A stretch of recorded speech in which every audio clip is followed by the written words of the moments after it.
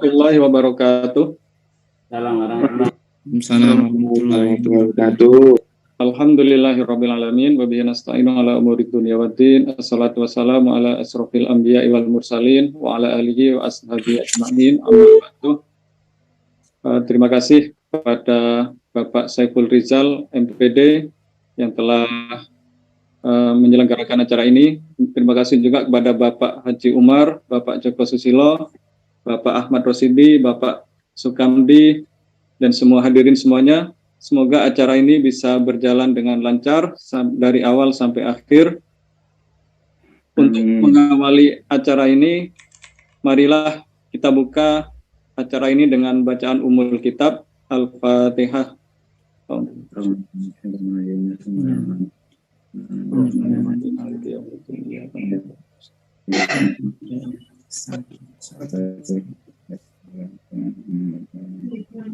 Baik, untuk selanjutnya yaitu sambutan yang akan disampaikan oleh Kaprodi IAI Al-Qadiri Jember, Bapak Saiful Rizal MPD. Kepada beliau kami persilakan. Di kantongnya, jadi mungkin transit. Alhamdulillah, bismillahirrahmanirrahim. Assalamualaikum warahmatullahi wabarakatuh. Waalaikumsalam. Alhamdulillahirabbil alamin. Assalatu wassalamu ala asrofil anbiya'i wal mursalin sayyidina Muhammadin wa ala alihi wa sahbihi ajmain, amma ba'du. Qala rabbi shrahli sadri wa yassirli amri wahlul 'uqdatam bil lisani yafqahu qawli. Yang terhormat Ketua STIT Madinah Sragen, Wakil Ketua dan Sivitas, dosen-dosen dari STIT Madinah Sragen. Tak lupa juga yang terhormat kepada Bapak Ketua Dekan Fakultas Tarbiyah IAI Al-Qadiri yang menggantikan Bapak Wakil Rektor 1 bidang akademik, Bapak Dr. Zainal Arifin, karena sedang berhalangan hadir pada kesempatan kegiatan yang insya Allah penuh barokah pada siang hari ini, karena barusan beliau ternyata masih mendampingi orang tuanya untuk periksa, seperti itu. Jadi ada sedikit kendala sehingga insya Allah akan digantikan oleh Bapak Dekan Fakultas Tarbiyah, Bapak Ahmad Rosidi MPD, MPDI. Kemudian yang terhormat juga para peserta yang mengikuti kegiatan pada siang hari ini. Marilah kita senantiasa memanjatkan kehadirat Allah Subhanahu wa taala atas limpahan rahmat, taufik, hidayah dan inayahnya pada kita semua, di mana pada kegiatan kali ini kita diberikan pelimpahan rahmat, taufik, hidayah dan inayahnya pada kita semua. Tema webinar kali ini termasuk menarik ya bagi kita semua, terutama pada sivitas akademika, para penggiat dunia akademisi, terutama yang berada di bawah lingkungan PTKIS ya, Islam, perguruan tinggi keagamaan, di mana bagaimana sih kajian-kajian kita untuk melihat posisi berkaitan dengan Islam yang berada di Indonesia, terutama untuk kedepannya, karena memang luar biasa ya, dalam artian itu perkembangan dunia Islam pada saat ini, terutama berkaitan dengan politiknya ya. Kalau kita melihat, kalau berkaca di Timur Tengah, di mana kemarin ada berbagai konflik yang terjadi sejak 2011 antara Suriah, kemudian Yaman, kemudian negara-negara Timur Tengah lah yang berkonflik. Dan pada kenyataannya di bulan-bulan hari ini kita mendengar berkaitan dengan gejolak politik yang berada di Timur Tengah antara Iran yang dengan Arab Saudi yang sudah berbaikan seperti itu ya, termasuk dengan Yaman yang akan berbaikan juga, termasuk dengan Suriah, dengan Irak, dengan Israel. Nah, ini kan termasuk peta politik yang luar biasa. Tetapi jauh di luar sana, kalau kita berbicara yang berada di Indonesia ataupun yang lebih identik kita kenal dengan Nusantara ya, dengan kenusantaraannya, bagaimana Islam nantinya yang berada di Indonesia. Karena kita mengetahui apabila berkaitan dengan Islam-Islam yang radikal ya, yang ekstremis ya, kita kemarin digemparkan dengan 4 orang dari Uzbekistan ya, yang baru masuk ke Indonesia, kemudian ditangkap oleh Densus, bahkan mereka ternyata membawa ideologi berkaitan dengan terorisme, kan seperti itu. Sehingga alhamdulillah bisa terdeteksi sejak dini sehingga bisa ditangkap, kan seperti itu. Tapi pada kenyataannya baru kemarin malam itu kan mereka berusaha kabur ya, 3 orang yang berusaha kabur, sehingga ada 2 petugas Densus termasuk 2 petugas imigrasi dan 1 petugas imigrasi yang meninggal. Yang 4 orang ini kan luka-luka. Karena apa? Karena paham mereka menganggap bahwasanya ideologi itu sudah ekstremis, ketika sudah radikal ini kan seolah-olah kalau seperti kita itu sedang cinta ya, ataupun sedang bucin. Nah, kalau bucin ini kan meskipun kita mau dikasih pemahaman, oh si A itu seperti ini, si B seperti ini, tapi kan pada kenyataannya kita kan nggak bakalan mendengarkan hal tersebut. Nah, nanti di kajian kali ini, di diskusi kali ini, insya Allah akan dibahas berkaitan tentang Islam itu nantinya ke depannya itu seperti apa, terutama yang berada di kawasan Nusantara. Mungkin itu saja satu patah dua kata dari saya berkaitan dengan kegiatan kali ini, dan kegiatan kali ini termasuk sebagai tindak lanjut dari MOU yang sudah terjalin dengan STID Madinah Sragen. Termasuk di sini istilahnya kita membuat kajian ilmiah kuliah tamu ya, dengan mendatangkan pakar, termasuk di sini adalah Pak Joko yang insya Allah luar biasa sekali berkaitan dengan kajian-kajiannya, termasuk Pak Haji Umar, beliau adalah kandidat doktor dan insya Allah tahun depan beliau sudah promosi doktor. Semoga dilancarkan untuk studinya Pak Haji Umar. Oke, itu saja penyampaian dari saya. Insyaallah kegiatan ini akan penuh berkah, apalagi berlangsung pada kegiatan ataupun di bulan Ramadan. Itu saja dari saya. Wabillahi taufiq wal hidayah. Wassalamualaikum warahmatullahi wabarakatuh. Waalaikumsalam warahmatullahi wabarakatuh. Baik, untuk berikutnya terima kasih kepada Bapak Saiful Rizal MPD atas sambutannya. Untuk berikutnya yaitu opening speech yang akan disampaikan oleh Bapak Sukamdi MPDI. Beliau adalah Ketua STID Madinah Sragen. Kepada beliau waktu dan tempat kami persilahkan. Baik.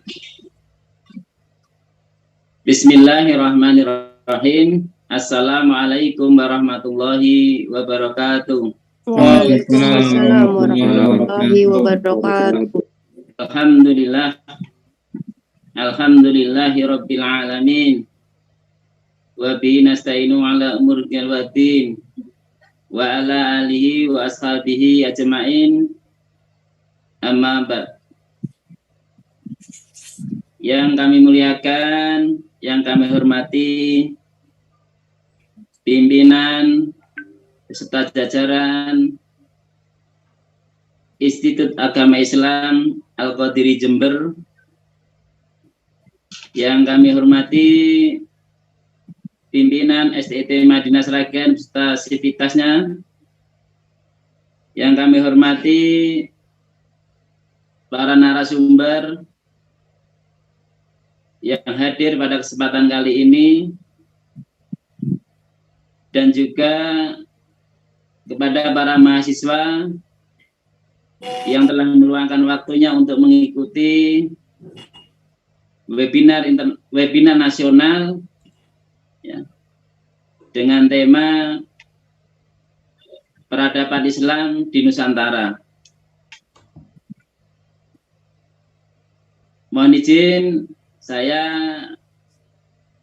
Sukandi, Ketua STT Madinah Sragen, alhamdulillah diberikan kesempatan oleh panitia untuk membuka acara ini.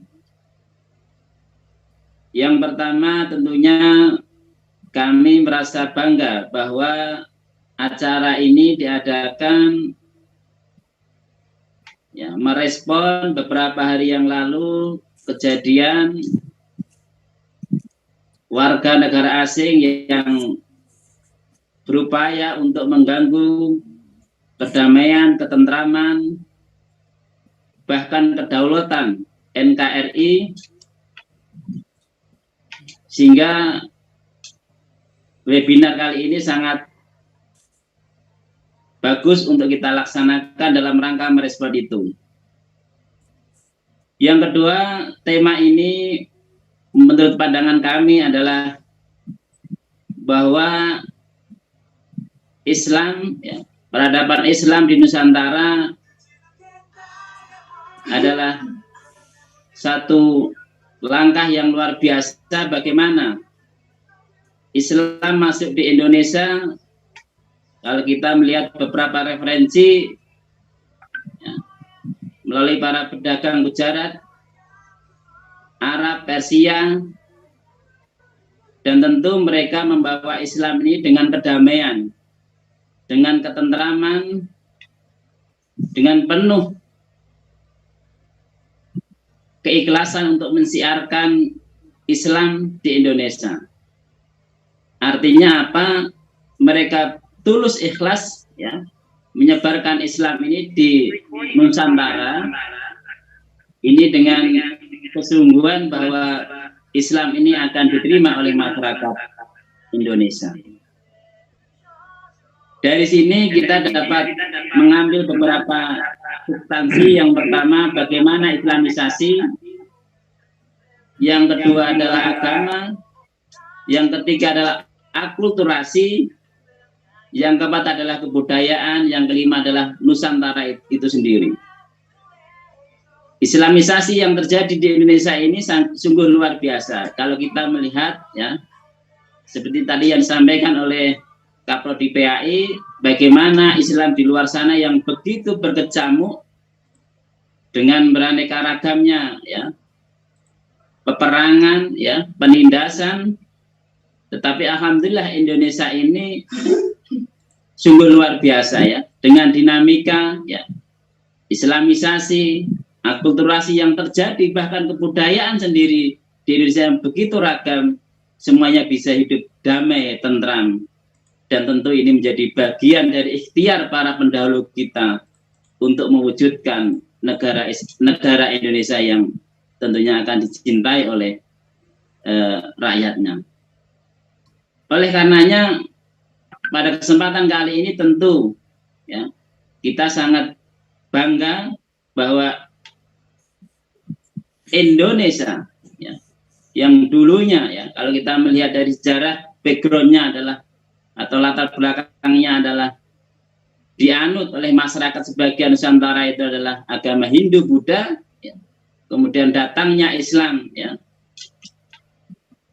tidak begitu berkecamuk seperti di luar sana ya. Islam datang dengan rahmatan lil alamin, yang mana semuanya ya, damai, tentram ya, tanpa ada permusuhan. Yang selanjutnya tentu agama Islam ini yang lahir ya, yang datang di Indonesia dengan penuh kedamaian ini ya, disambut sukacita oleh masyarakat. Ini buktinya apa? Buktinya hampir ya, kalau kita melihat 75% ya penduduk Indonesia ini mayoritas beragama Islam. Artinya apa? Dakwah ya, dakwah Islam ya, dinul Islam ini berarti sampai dan diterima oleh masyarakat Indonesia. Yang kedua juga, meskipun Islam datang, tetapi juga kebudayaan lokal, ya, kearifan lokal ya tetap ada. Artinya tidak membungkam kearifan lokal yang ada di Indonesia, mulai dari Sabang sampai Merauke. Oleh karenanya pada kesempatan kali ini kami mengajak kepada kita sekalian yuk kita bersama-sama untuk menjaga ya NKRI ini ya agar kehidupan kebangsaan kita tetap terjaga, keharmonisan ya, kebersamaan, bagaimana kita secara bersama-sama untuk menjunjung tinggi nilai-nilai luhur ya, Pancasila, Undang-Undang Dasar 1945 ini menjadi wadah bagi kita untuk menerima Islam ini dengan sebaik-baiknya. Ya tentunya peradaban Islam di Nusantara ini harus kita jaga, kita pelihara, sehingga bagian dari ikhtiar kita adalah menjadi negara yang bisa disegani dan dihormati oleh negara-negara lain. Saya kira ini yang perlu kami sampaikan, mudah-mudahan bermanfaat. Sekali lagi kami terima kasih, mudah-mudahan acara ini bisa berjalan dengan baik dan lancar. Bila taufiq wal hidayah, akhirul kalam. Assalamualaikum warahmatullahi wabarakatuh. Waalaikumsalam warahmatullahi wabarakatuh. Terima kasih kami sampaikan kepada Bapak Sukamdi MPDI, Ketua Stit Madinah Sragen. Berikutnya yaitu keynote speaker yang akan disampaikan oleh Dekan Fakultas Tarbiyah IAI Al-Qadiri Jember, Bapak Ahmad Rosidi MPDI. Kepada beliau, waktu dan tempat kami persilakan. Terima kasih Pak Ruslan. Assalamualaikum warahmatullahi wabarakatuh. Waalaikumsalam warahmatullahi wabarakatuh. Alhamdulillah ya, kita di sesi kedua ya, pada minggu ini kita berjumpa kembali dalam keadaan sehat walafiat ya, dalam acara seminar nasional tentang temanya adalah masa depan peradaban Islam Nusantara ya. Jadi itu adalah tema pada kesempatan kali ini.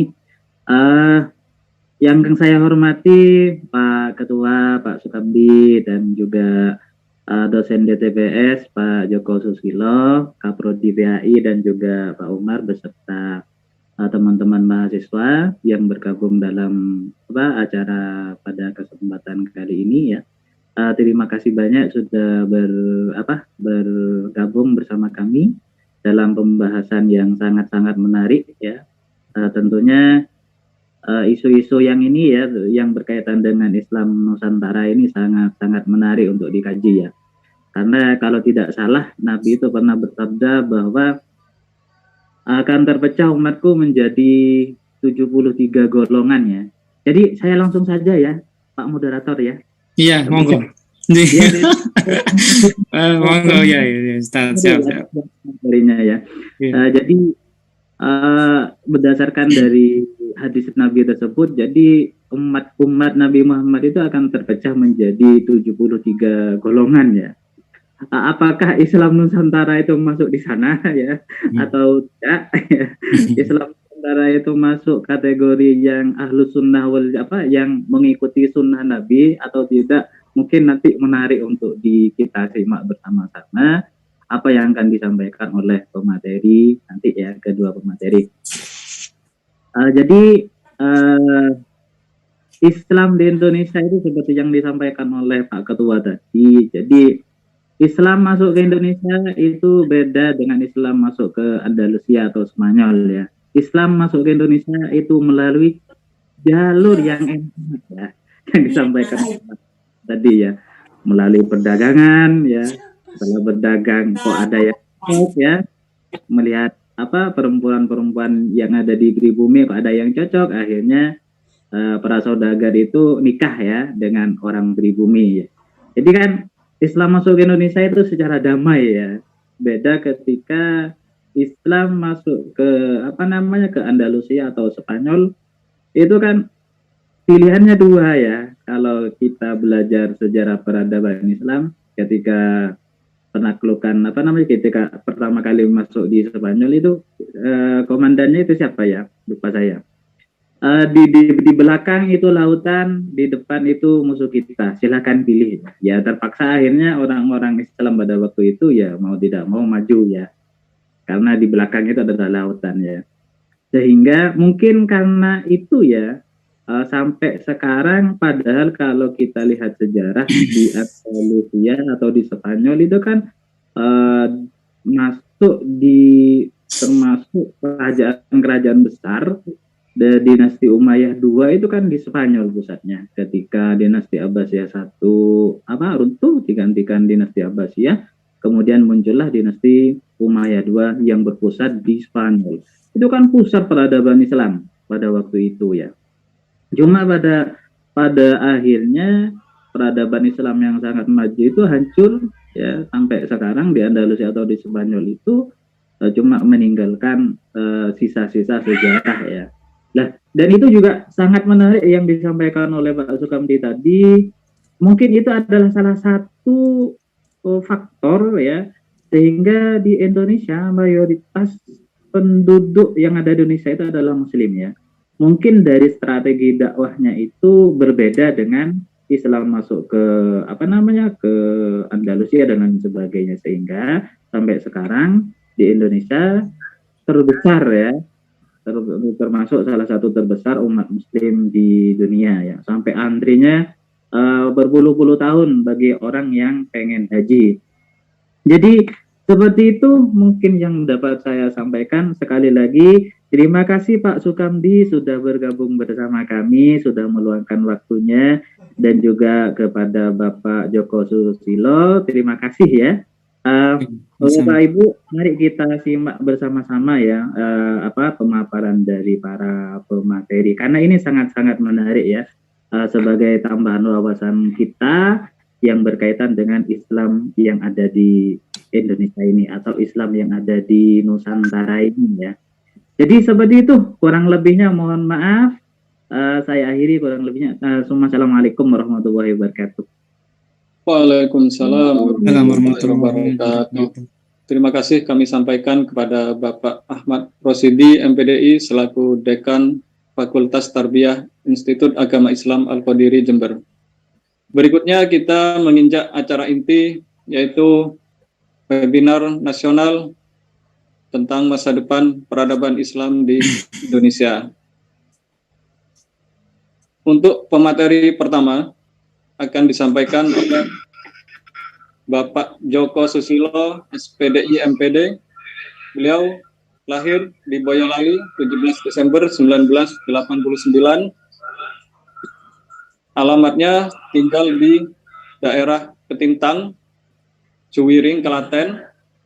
Pekerjaan dosen tetap STID Madinah Sragen, staf akademik UPT Bahasa UIN Raden Mas Said Surakarta, dan DLP Fakultas Ilmu Tarbiyah UIN Raden Mas Said Surakarta.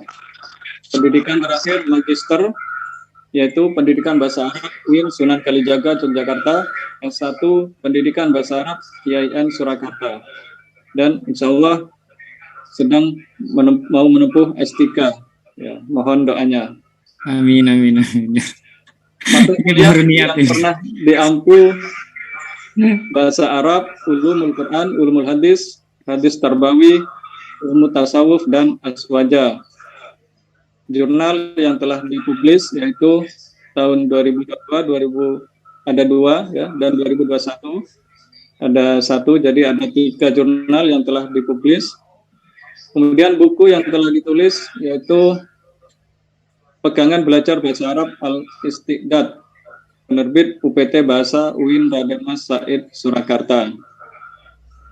Mungkin itu yang bisa kami sampaikan terkait profil beliau.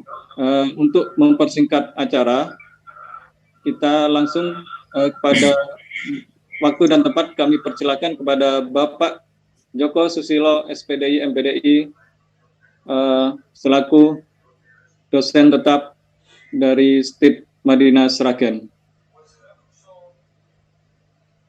Ya, terima kasih Mas Ruslan yang telah memberikan waktunya, kesempatannya kepada saya untuk menyampaikan sedikit pengetahuan saya, yaitu tentang tema masa depan peradaban Islam yang ada di Nusantara. Sebelumnya bismillahirrahmanirrahim. Assalamualaikum warahmatullahi wabarakatuh. Waalaikumsalam warahmatullahi wabarakatuh. Alhamdulillah ja'ala syahra Ramadan syahra syiyam wassalatu wassalamu ala sayyidina wa maulana wa habibana Muhammadin sayyidul khairul anam wa rahmatan lil alamin wa ala alihi wa ashabihi ahlil kiram.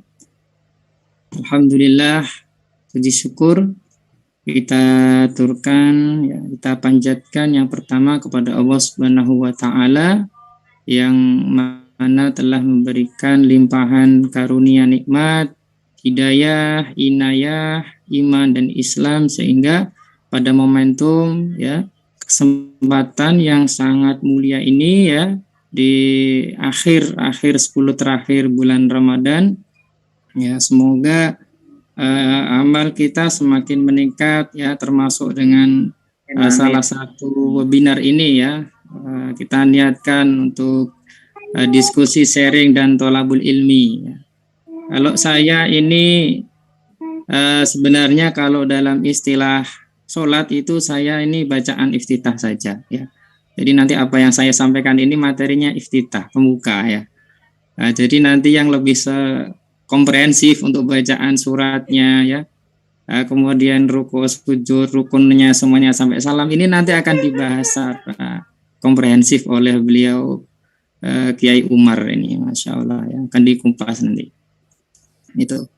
Alhamdulillah. Yang kedua, salawat serta salam marilah kita senantiasa aturkan kepada uswah hasanah kita baginda Nabi Muhammad Sallallahu Alaihi Wasallam yang telah memberikan kita nikmat, kita bisa berislam sampai saat ini, kita bisa bertauhid, ya, kita bisa beriman, mendapat hidayah, itu adalah karena jasa baginda Nabi Muhammad Sallallahu Alaihi Wasallam.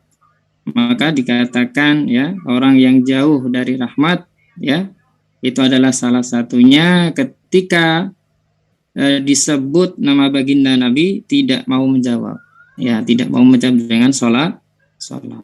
Masya Allah. Alhamdulillah. Maka semoga kita semuanya termasuk umatnya yang senantiasa istiqomah mengikuti sunnah-sunnahnya dan mendapatkan syafaat fid dini fid dunya wa hatta al-akhirah. Amin ya rabbal alamin. Amin. Baiklah, langsung saja, ini mungkin nanti waktunya sampai jam berapa ini, Mas, ya? Ini kita sudah di jam 2, ya. Paling enggak ini kita 1 jam lagi nih mau sholat asar ini, ya. Ya, ini nanti saya singkat saja ini, ya. Ini seharusnya lebih detail nanti oleh beliau Ustadz Pak Kiai Haji Umar ini, ya. Terima kasih. Selanjutnya di sini saya akan memberikan tema, ya, dari kegiatan ini adalah dialektika Islam Nusantara dengan kebudayaan dan eksistensinya pada masa yang akan datang atau masa depan peradaban Islam, terutama di Indonesia. Nah, terdapat 3 arus peristiwa, ya, yang tidak dapat dipisahkan dan dihindari dalam eksistensi, ya, Islam Nusantara. Yang pertama adalah peristiwa politik, kemudian peristiwa kebangsaan dan peradaban, dan terutama adalah peristiwa budaya. Nah, untuk peristiwa politik sendiri kita tahu bahwa Islam datang ke Indonesia ini adalah dengan metode, dengan cara dakwah yang tidak lepas dari peran min aulia, ya, yaitu yang dikenal dengan Wali Songo. Tentunya itu adalah bagaimana metode yang disampaikan oleh Aulia 9, ya, Wali Songo itu sangat mempengaruhi ciri, ya, kultur dan ciri khas dakwah, bukan dengan peperangan, bukan dengan senjata, dan tidak dengan kekerasan. Nah, inilah dakwah yang sangat rahmatan lil alamin. Maka dikatakan Islam itu adalah bukan rahmatan lil muslimin, ya, atau rahmatan lin nahdin atau muhammadin saja, tapi lil alamin. Nah, di sini adalah sangat menarik. Ketika Islam rahmatan lil alamin ini muncul, ini banyak sekali gejolak ya. Dari teman-teman ya, mohon maaf mungkin di luar Nahdien ini sangat kontra. Ya, sangat kontra. Mengapa itu harus ditambah-tambahi? Islam ya udah. Ya Islam ya. Jadi maka seperti ini saya akan bacakan hadis ya. Mohon maaf suatu ayat ya.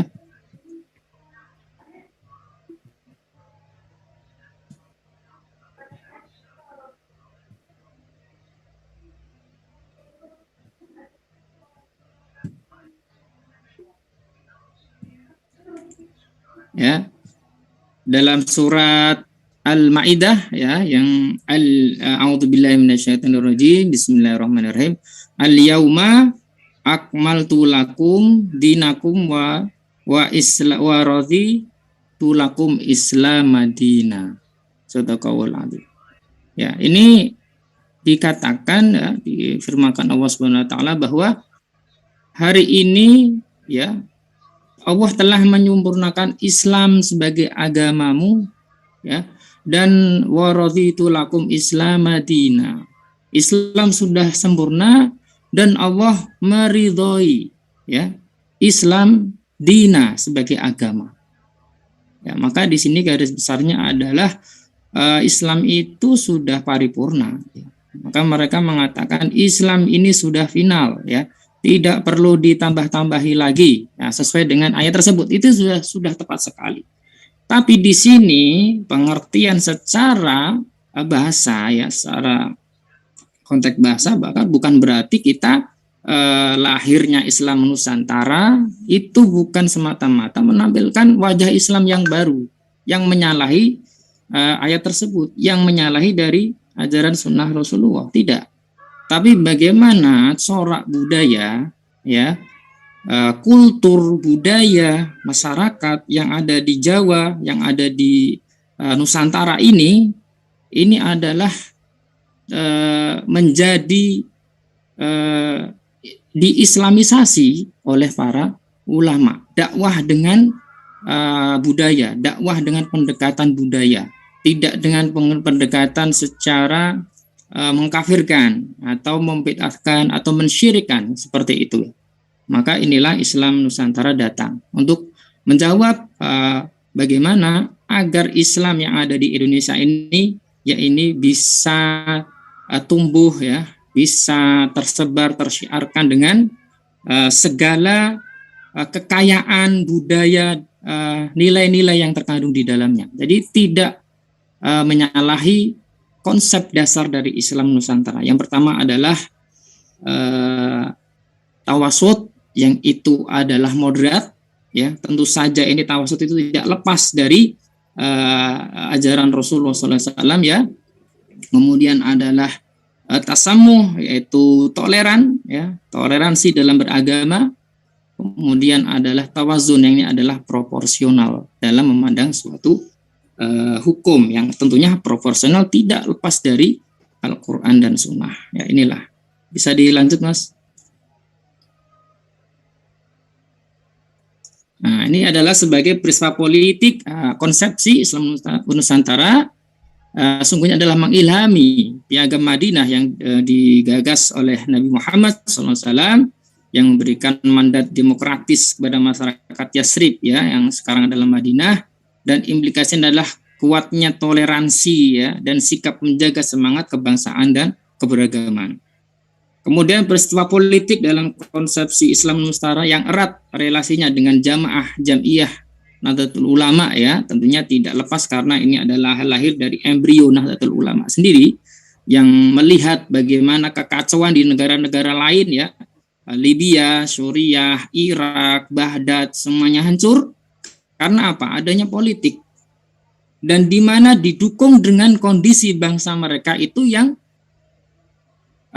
menganggap Islam yang satu dengan yang lainnya, antara aliran A, aliran B, ini adalah terprovokasi dengan adanya politik ya. Maka kemarin saya melihat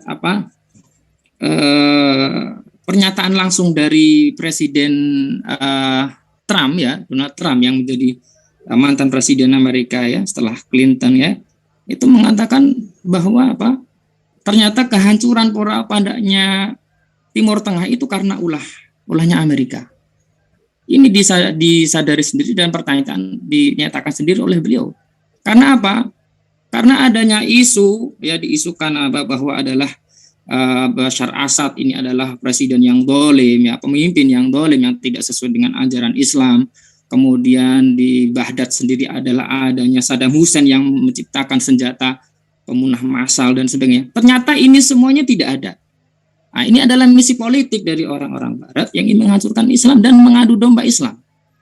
Karena di situ sudah ada perpecahan, firqah-firqah antara A dan B ya, yang saling menyalahkan. Kemudian tentunya sebenarnya ini tidak lepas juga kalau kita membaca sejarah bahwa yang ketika khalifah ya, ketika kekhalifahan Sayyidina Ali bin Abi Thalib, bagaimana Sayyidina Ali bin Abi Thalib dibunuh oleh seorang yang ahli hadis, oleh seorang yang ahli Al-Quran, oleh seorang yang ahli tahajud. Bahkan dulunya bersama barisannya Sayyidina Ali dalam berperang, tapi akhirnya menjadi pembunuh musuh utamanya. Na'udzubillah. Ini sebenarnya berangkat dari apa? Dari salahnya pemahaman, dari perbedaannya politik, dari perbedaan cara pandang, sehingga bisa menghalalkan membunuh. Ya, Sayyidina Ali bin Abi Thalib hanya dengan mengatakan bahwa Sayyidina Ali ini tidak mengambil hukum kecuali dari Al-Quran. La hukmu ilallah, itu yang dikatakan Abdullah bin Umar ibnu Muljam. Na'udzubillah. Maka inilah yang melahirkan ya Islam yang saat ini mungkin dikatakan Islam radikal ya. Sebenarnya Islam itu tidak ada yang radikal, tapi bagaimana penganutnya, pemahaman ajaran-ajarannya ini yang radikal. Nah, kita tahu Islam ini adalah sudah damai, Islam adalah agama rahmat gitu ya. Maka ini bisa disebut dengan optum. Diperparah lagi di dalam negeri masih banyaknya aliran-aliran ya, seperti Hizbut Tahrir ya, dengan sistem khilafahnya. Kemudian ada aliran terorisme yang sampai saat ini masih menjadi PR ya. Bagaimana kita menguatkan kebangsaan kita, cinta tanah air kita, inilah yang akan ditampilkan oleh konsep dalam Islam Nusantara yang mengilhami, yaitu piagam Madinah yang disampaikan oleh Rasulullah SAW, yang tentunya di sana Madinah berbeda politik, ya, berbeda agama, suku, yang di situ ada berbagai suku Quraisy, ada suku dan yang banyak sekali yang di situ. Tapi di situ Rasulullah menyatukan dari berbagai suku-suku yang ada. Sedangkan di Indonesia ini sangat kompleks sekali ya, berbagai beribu-ribu suku, beribu-ribu pulau. Bagaimana kita memandang Islam, ya, dari corak masing-masing budaya kita, tapi tidak menyalahi yaitu tawasud. Prinsip adalah tawasud, toleransi, tasamu kita moderat, dan adalah tawasud profesional, tidak melenceng jauh dari ajaran Rasulullah SAW. Ya. Kemudian selanjutnya ya, ini adalah peristiwa politik ya, tadi sudah saya sampaikan. Kemudian intinya dari argumen fikih oleh Kiai Haji Sa'al Mahfud, menerima sistem demokrasi dan kebangsaan, menguatkan posisi Islam Nusantara dengan mengatakan muara fikih adalah terciptanya keadilan sosial di masyarakat. Di asasnya adalah pernyataan Sayyidina Ali bin Abi Thalib, kekuasaan negara bisa berdiri tegak dengan keadilan meskipun ma'al kufri, meskipun di tangan orang kafir sekalipun, dan negara itu akan hancur dengan kezaliman meskipun ma'al muslimin, di tangan orang muslim. Dan Ibnu Taimiyah ya mengatakan Allah akan menghancurkan negara yang zalim meskipun negara itu muslim. Nah, ini sudah jelas ya bagaimana negara ini diproklamirkan oleh para tokoh ulama ya, tokoh ulama yang saat itu adalah bagaimana berunding mengatakan bahwa konsensus negara kita ini adalah Pancasila, yang tentunya itu nilai-nilainya adalah bersumber dari Al-Quran dan hadis, yang tidak jauh dari, tentunya adalah masih dalam bingkai Islam ya, seperti itu. Nah, lanjutnya, nah ini ya adalah karakter Islam Nusantara, bagaimana penganut Islam tetap dengan dan dalam keindonesiaannya ya. Maka bagaimana Islam ini kita tampilkan itu corak-corak budaya, bukan kita menampilkan Islam yang lain, tidak ditambahi dan tidak dikurangi. Ibaratnya kalau bisa saya katakan ini, ibaratnya Islam ini adalah kalau di Indonesia ini ada batik ya. Nah, batik ini kan ada sesuai dengan coraknya masing-masing. Kalau di Jogja ya, bagaimana batik Jogja itu coraknya apa ya? Kalau di Pekalongan itu coraknya itu awan. Ya, kalau di Solo itu apa? Keris atau apa yang lainnya ya. Nah, ini adalah coraknya, tapi tidak mengurangi dari baju. Esensi baju itu sendiri adalah apa? Untuk menutup aurat. Nah, maka Islam ini tidak lepas dari 3 hal. Yang pertama adalah dengan kesenian, ya. Maka agama ini akan apa? Dengan agama akan terarah. Ya, tidak bisa dibayangkan kalau baju ini cuma hanya baju ya, kemudian tidak ada coraknya ya, tidak ada keindahannya, tidak ada motifnya, hanya kain seperti itu. Nah, ini kan tidak menarik Islam itu. Tapi bagaimana Islam ini biar menarik? Yaitu tadi para ulama, para wali songo menampilkan Islam ini dengan corak budayanya penduduk saat itu, adat istiadat, misalnya seperti kenduren ya. Itu adalah bentuk dulu itu mungkin ada acara apa Hindu Buddha yang di situ hanya kumpul ya. Misalnya ada anak yang baru lahir kemudian di situ hanya kumpul-kumpul, tidak diakekai, kemudian di apa dengan main atau dengan minum atau dengan kumpul-kumpul saja tanpa ada kemaslahatan. Tapi kemudian ulama ini menawarkan ya tidak membuang apa kumpul-kumpulnya itu, acara berkumpulnya itu dengan apa maksiat, tapi memasukinya yaitu dengan apa? Dengan tasyakuran. Kemudian di situ dengan zikir, kemudian di situ dengan pembacaan doa. Ya. Kemudian masih banyak lagi misalnya kalau dalam puasa kita ini kan ada misalnya ada istilah apa? Padusan ya. Nah, ini padusan ini apa intinya bagaimana? Kalau kita tarik apa akarnya ya, filosofinya bahwa bagaimana padusan ini artinya kita bisa membersihkan badan kita, membersihkan hati kita menyambut bulan Ramadan. Ya. Maka dikatakan bahwa ini kalau orang yang tidak paham sejarah maka akan mengatakan ini bid'ah, ini syirik, ini tidak dituntunkan.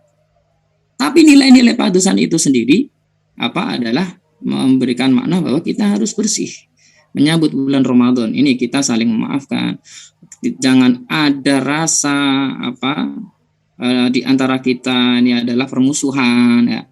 Maka dikatakan kalau kita masuk ke Ramadan termasuk orang yang tidak dapat rahmat adalah rahmat ketika kita mendapati Ramadan tapi kita tidak mendapatkan Ramadan, tidak mendapatkan pahala Ramadan, tidak mendapatkan ampunan. Na'udzubillah. Maka bagaimana biar bersih hati kita ini tadi? Ya itulah ada padusan. Kemudian masih banyak lagi ada sadranan. Nah, kemudian apa sadranan yang di situ mungkin kalau di apa Jawa Timur ada nggak itu Pak ya di Madura gitu?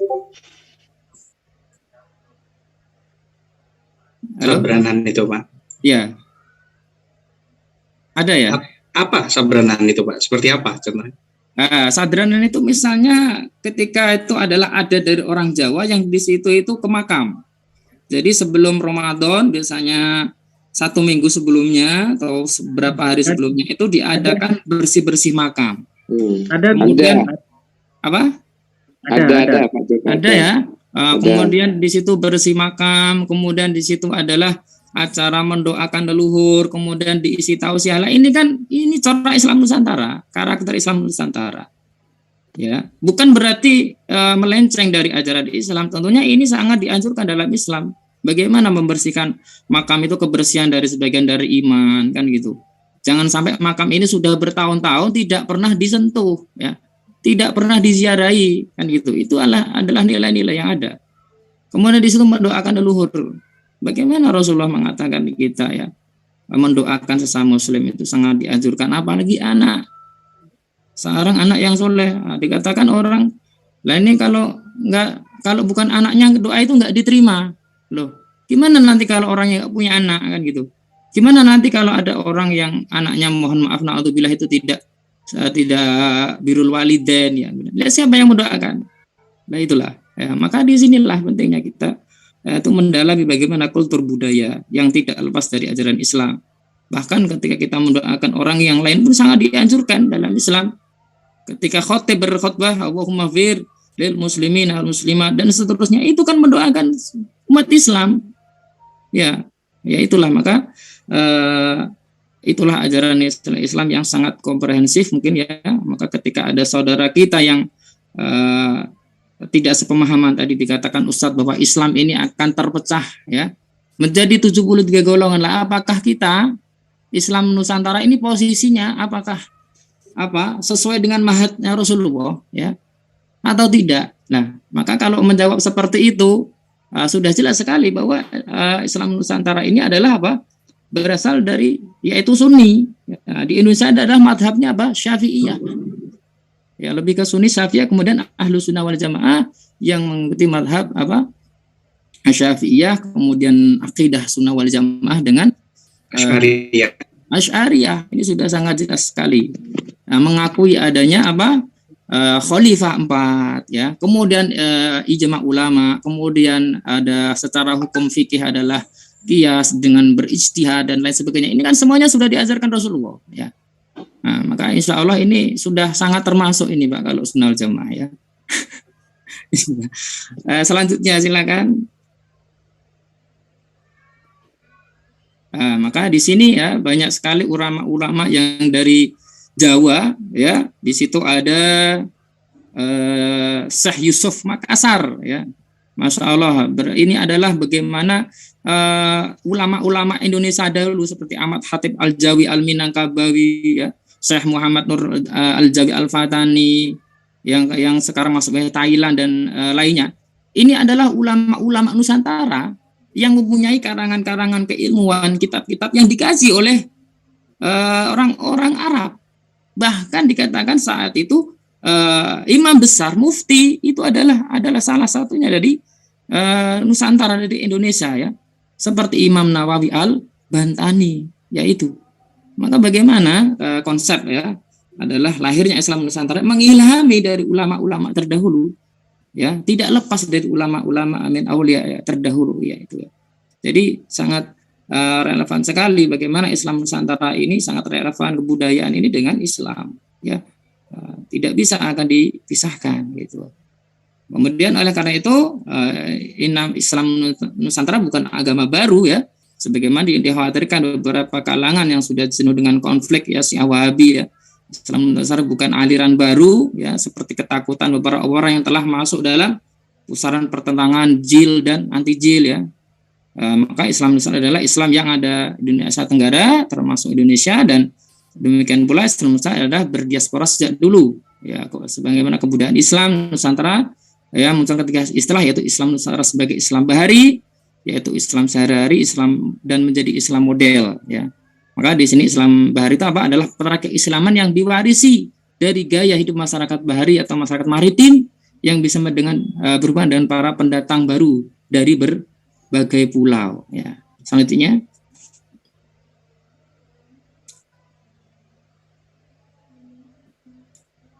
kemudian sementara itu oleh Faisal Romdoni ya mengatakan bahwa dari Khatib Muhammad Lutfi dengan Islam Nusantara dengan Islam sehari-hari pelaksanaannya terkait dengan peribadatan, ritual maupun tradisi keagamaan yang telah dilakukan, diturunkan serta ditanamkan oleh para leluhur dalam praktek keagamaan keseharian masyarakat ya. Maka kalau di Jawa ini ada ketika sholat ya, misalnya sholat ya, menunggu antara adzan dengan iqomah itu kan biasanya ada pujian ya, istilah pujian, membaca sholawat ya, kemudian membaca zikir ya. Ini sebenarnya kan tidak diajarkan oleh Rasulullah, tidak ada.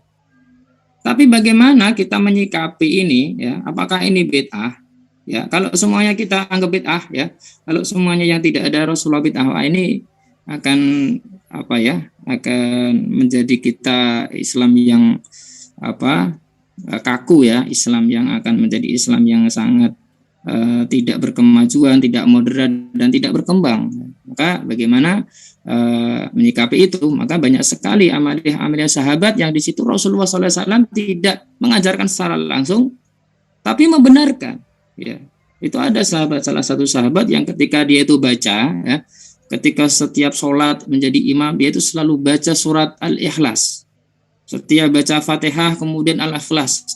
Itu dilaporkan sama sahabat. Wahai Rasul, ya Rasulullah, ini sahabat A ini, si fulan ini, setiap habis sholat itu bacaannya itu setiap Fatihah itu selalu kulhu. Maka ketika itu Rasulullah kemudian memanggil itu, mana suruh sini si fulan. Kemudian ditanya sama Rasulullah, hai fulan, apakah benar kamu berkata bacaan kamu ini setelah habis sholat Al-Ikhlas? Mengapa kamu seperti itu? Saya tidak mengajarkan. Lantas si fulan sahabat tadi mengatakan, saya cinta kepada surat Al-Ikhlas ya Rasulullah, karena di situ mengajarkan tauhid. Nah, di situ Rasulullah mengatakan apa? Sodakta, kamu benar. Kalau kamu itu memang benar cinta dengan dasar niat, ya, dia cinta karena tulus, karena mengharap ridha Allah. Bahkan di dalam sholat itu Rasulullah membenarkan, gitu loh. Nah, maka disinilah prinsipnya Islam, ya. Jadi ketika ada sesuatu amaliyah yang baru, kebudayaan yang baru, selama di situ tidak menyalahi ya bingkai keislaman, ya, itu membuat maslahah dan tidak membuat maldharat, itu dianjurkan. Maka bagaimana ketika kita tahu Ramadan ini, ya, pelaksanaan sholat tarawih itu, kalau kita tahu semuanya tentunya tahu bahwa ketika sholat tarawih itu pun dulu belum dilaksanakan secara berjamaah, ya. Kemudian Sayyidina Umar bin Khattab, bagaimana kalau sholat tarawih ini agar terlihat indah, ya, tidak ada yang sendiri-sendiri saling di pojokan, ya, kemudian membuat sop sendiri-sendiri. Tapi kemudian timbul itu dari Sayyidina Umar mengatakan, kemudian apa? Rasul mengatakan apa? Ni'matu bid'ah hadih. Ini adalah bid'ah yang nikmat. Nah, ini berarti kalau orang mengatakan bahwa bid'ah salah dolalah, ini salah, ya. Rasul mengatakan nikmatu bid'ah hadih. Ini adalah bid'ah yang paling nikmat. Ini adalah bid'ah yang nikmat lah. Di sini, maka disitulah muncul para ulama Ahlussunnah wal Jamaah, itu adalah bid'ah ada hasanah, ya, kemudian bid'ah yang digolongkan sayyi'ah, seperti itu, ya. Mungkin bisa dilanjutkan, Mas.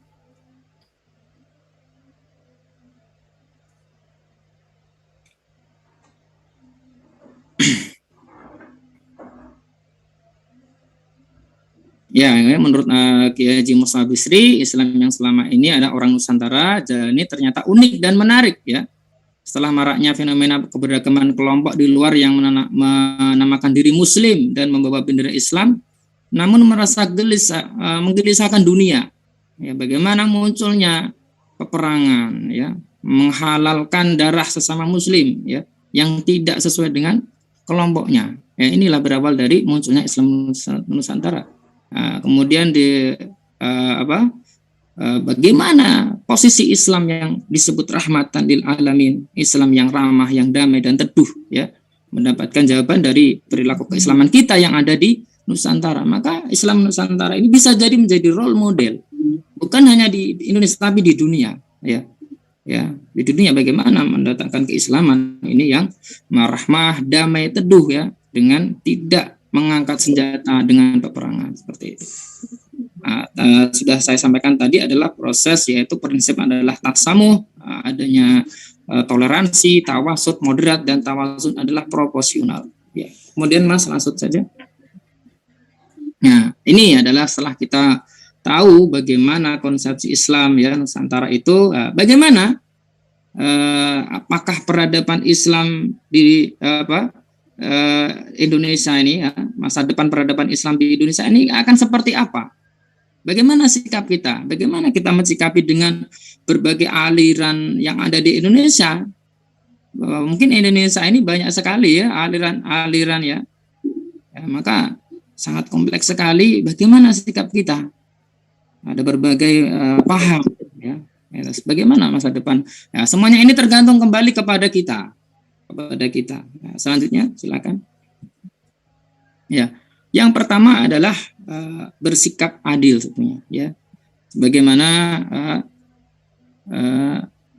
yang dikatakan Allah, ya, firman Allah, la yanhakumullah 'anil ladzina lam yuqatilukum fid dini walam yukhrijukum min diyarikum antabarruhum wa tuqsitu ilaihim innahu yuhibbul muqsitin. Ya, Allah berfirman, Allah tidak melarang kamu berbuat baik dan berlaku adil terhadap orang-orang yang tidak memerangimu, ya, dalam urusan agama, dan tidak mengusir kamu dari kampung halaman. Sungguhnya Allah mencintai orang-orang yang berlaku adil. Nah, di sini bagaimana sikap tawazun kita, adil, proporsional.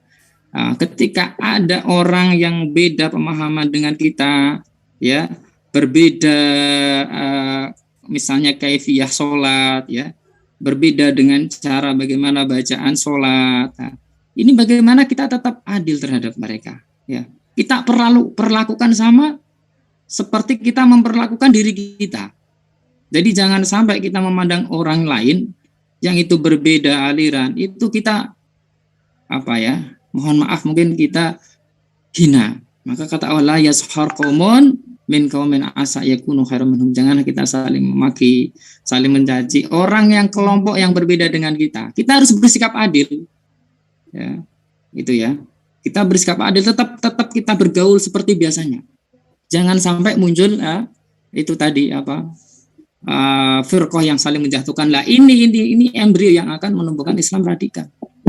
Itu ya. Kemudian selanjutnya, kemudian Syekh Ismail Haqqi Al-Hanafi Al-Halwati, ya, dalam tafsirnya Ruhul Bayan mengatakan, wa fi tafsiril ayah isyara ila anna hubbal watani minal iman.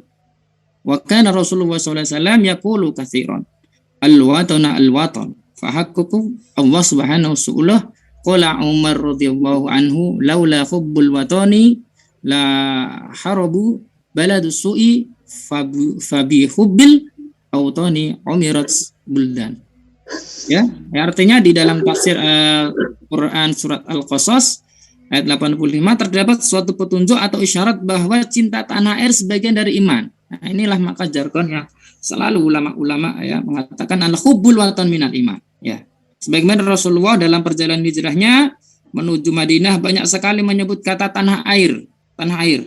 Kemudian Allah SWT mewujudkan permohonannya dengan kembali ke Mekah. Nah, maka ketika Allah SWT mengabulkan Rasulullah untuk kembali ke Mekah, dan sahabat Umar berkata, jika bukan karena cinta tanah air, niscaya akan rusak negeri yang gersang, ya, jelek gersang ini Arab ini ya. Maka sebab cinta tanah air lah dibangunlah negeri.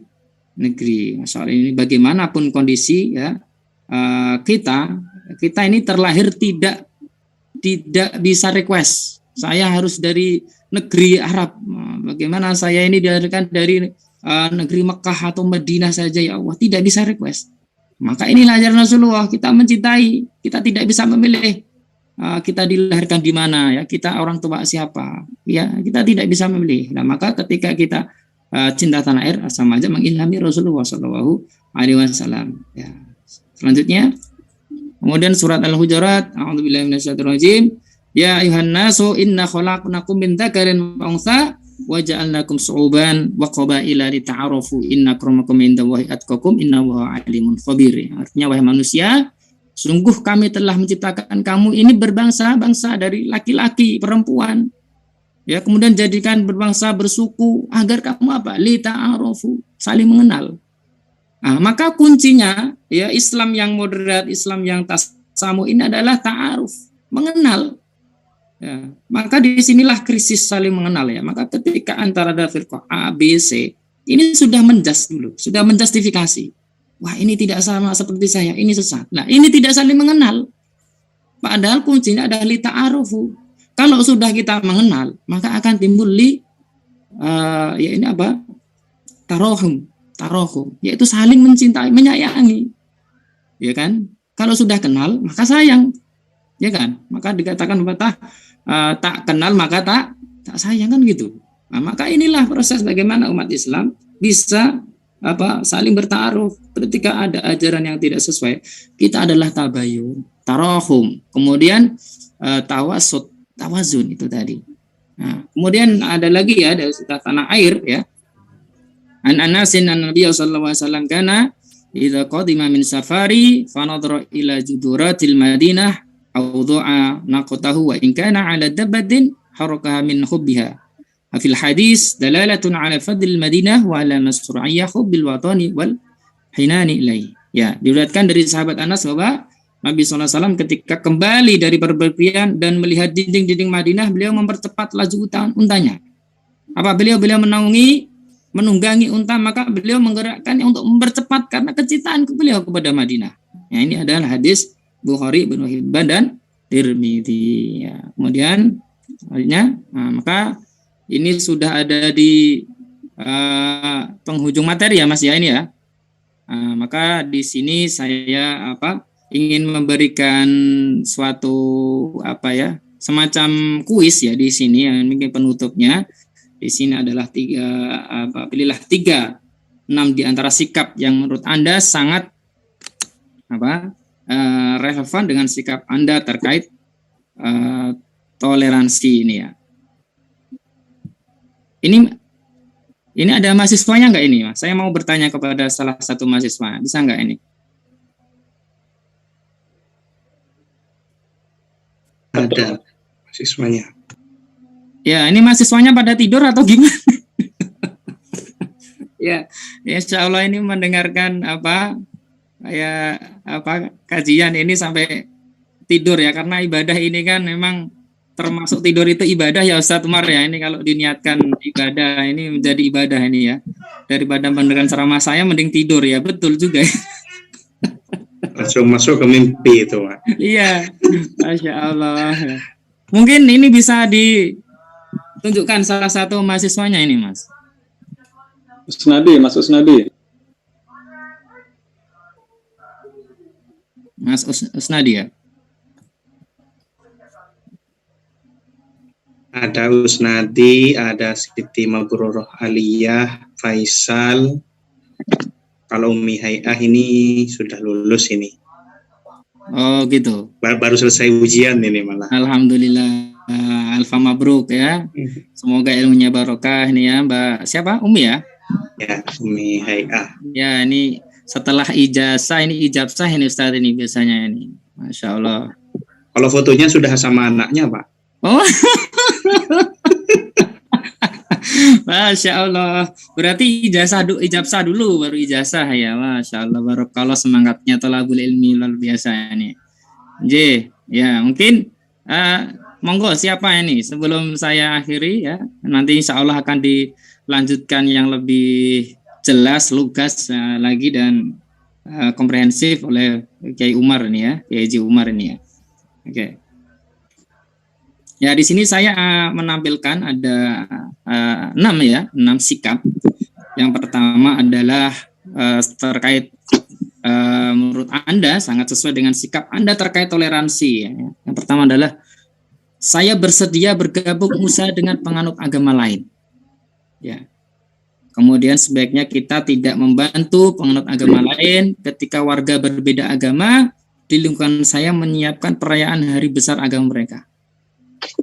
Kemudian saya menjunjung tinggi kebebasan beragama dan beribadah sesuai keyakinan. Kemudian saya berdonasi membantu orang lain berbeda agama saat mengalami musibah ya, entah itu kecelakaan, pandemik atau bencana alam. Kemudian yang kelima, demi lingkungan yang baik sebaiknya keluarga kami tinggal di lingkungan yang hanya seagama. Kemudian terakhir saya sedikit keberatan jika ada warga baru yang berbeda agama dengan kebanyakan agama di lingkungan tempat saya tinggal. Nah, ini dari sikap 6 ini. Ada sikap toleransi ya. Ada beberapa sikap toleransi yang harus kita jaga. Bagaimana kita ditawari ditawari sesuatu usaha misalnya ya, setelah lulus kuliah kok belum dapat kerjaan ya. Kemudian ada teman yang beda agama. Ini menawarkan kita untuk bisa join, bergabung, padahal beda agama ini. Nah, ini bagaimana? Dan seterusnya. Nah, ini adalah bagaimana kuis ini akan saya jadikan polling ya sebenarnya, tapi tidak sempat tadi ya, akan saya share dengan Google Form gitu ya, nanti akan saya share ke peserta seminar ya, seperti itu ya. Jadi saya tahu nanti sejauh mana sikap toleransi kita, tasamuh kita, tawasud kita dan tawazun kita untuk menyikapi berbagai macam adat, suku, budaya, agama yang ada di Indonesia ini. Ya, tentunya Indonesia adalah sebuah rumah ya, rumah yang besar untuk kita semuanya. Maka saya punya prinsip kalau kita selama kita ini merawat Nusantara, ya, kita pasti merawat Indonesia dan kita merawat agama kita. Ya, yaitu tentunya adalah Islam yang rahmatan lil alamin. Tentunya semuanya agama mengajarkan kasih sayang, ya, cinta, damai itu adalah kuncinya. Ya. Dan bagaimana toleransi antara umat beragama ini bisa berjalan, inilah kuncinya. Kemudian bagaimana toleransi antara umat seagama, ya, seagama ini bagaimana? Kemudian adalah ada ukhuwah basyariah, ukhuwah kemanusiaan. Bagaimana ketika Sayyidina mengatakan kalau kamu ini tidak bisa damai dengan agama, ya, dengan perbedaan agama, maka damailah dengan sama kemanusiaan, sama manusia, sama makhluk Tuhan. Itu sama dikatakan Sayyidina Ali, ya, ukhuwah basyariah. Nah, dari ukhuwah basyariah maka timbullah ukhuwah diniyah. Kemudian ukhuwah watoniyah. Ya, ini maka adalah mungkin itu saja singkat dari saya. Semoga bisa bermanfaat ya untuk ke depan Islam semakin membawa rahmatan lil alamin lagi, dan tentunya menjadi Islam yang menjadi role model untuk dunia. Ya, mungkin cukup seperti itu dari saya. Kurang lebihnya mohon dimaafkan ya, dan tentunya masih banyak kekurangan ya pemahaman saya ya tentang ini. Tentunya nanti kita bisa sharing diskusi, monggo Ustadz di sini ya, Ustadz Ahmad Rosidi, kemudian Ustadz Umar yang lebih pakar ini ya gitu. Kalau saya bukan pakar ini. Ya, mungkin seperti itu.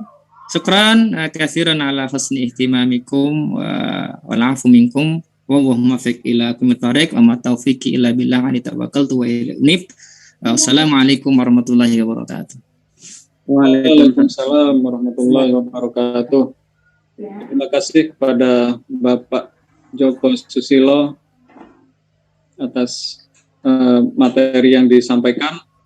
Ada 3 kata kunci yang bisa kita tangkap dari pemaparan tadi. Yang pertama yaitu adalah tawassut, moderat ya, atau tengah-tengah, kemudian tasamuh, toleransi, dan yang ketiga adalah tawazun, yaitu proporsional atau seimbang.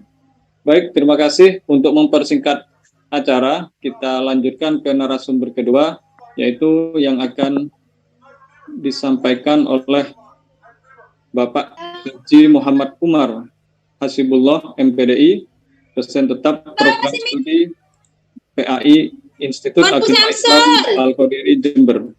Kepada beliau, waktu dan tempat kami persilakan. Oke, terima kasih atas waktunya. Bismillahirrahmanirrahim. Assalamualaikum warahmatullahi wabarakatuh. Waalaikumsalam warahmatullahi wabarakatuh. Hamdan wa syukran lillah, salatan wa salaman alaikah ya Habibullah, ya Rasulullah, ya Syafi'al khalqi indallah. Alhamdulillah, kesempatan ini yang pertama yang saya hormati segenap pimpinan dan sivitas akademika State Madinah Sragen, dan juga segenap pimpinan dan sivitas akademika dari Institut Agama Islam Al-Qadiri Jember. Alhamdulillah, banyak sekali sesungguhnya tadi yang sudah dibahas oleh Pak Joko. Jadi saya hanya sedikit bukan menambahi, istilahnya sedikit bersharing atau berbagi. Nah, yang pertama yang ingin saya sampaikan tadi menambahi apa yang disampaikan oleh Pak Dekan, Pak Rosidi tentang perluasan Islam, negara Islam, wilayah Islam ke Gibraltar. Itu panglimanya adalah Tariq bin Ziyad, seperti itu, Tariq bin Ziyad, dan itu kisah lengkapnya bukan langsung lautan, namun juga kisah lengkapnya pasukan muslim yang jumlahnya tidak begitu banyak dibandingkan dengan jumlah pasukan non muslim, pasukan non muslim. Di hadapannya itu tidak terlalu banyak. Namun apa yang dilakukan oleh Panglima Tariq bin Ziyad, beliau membakar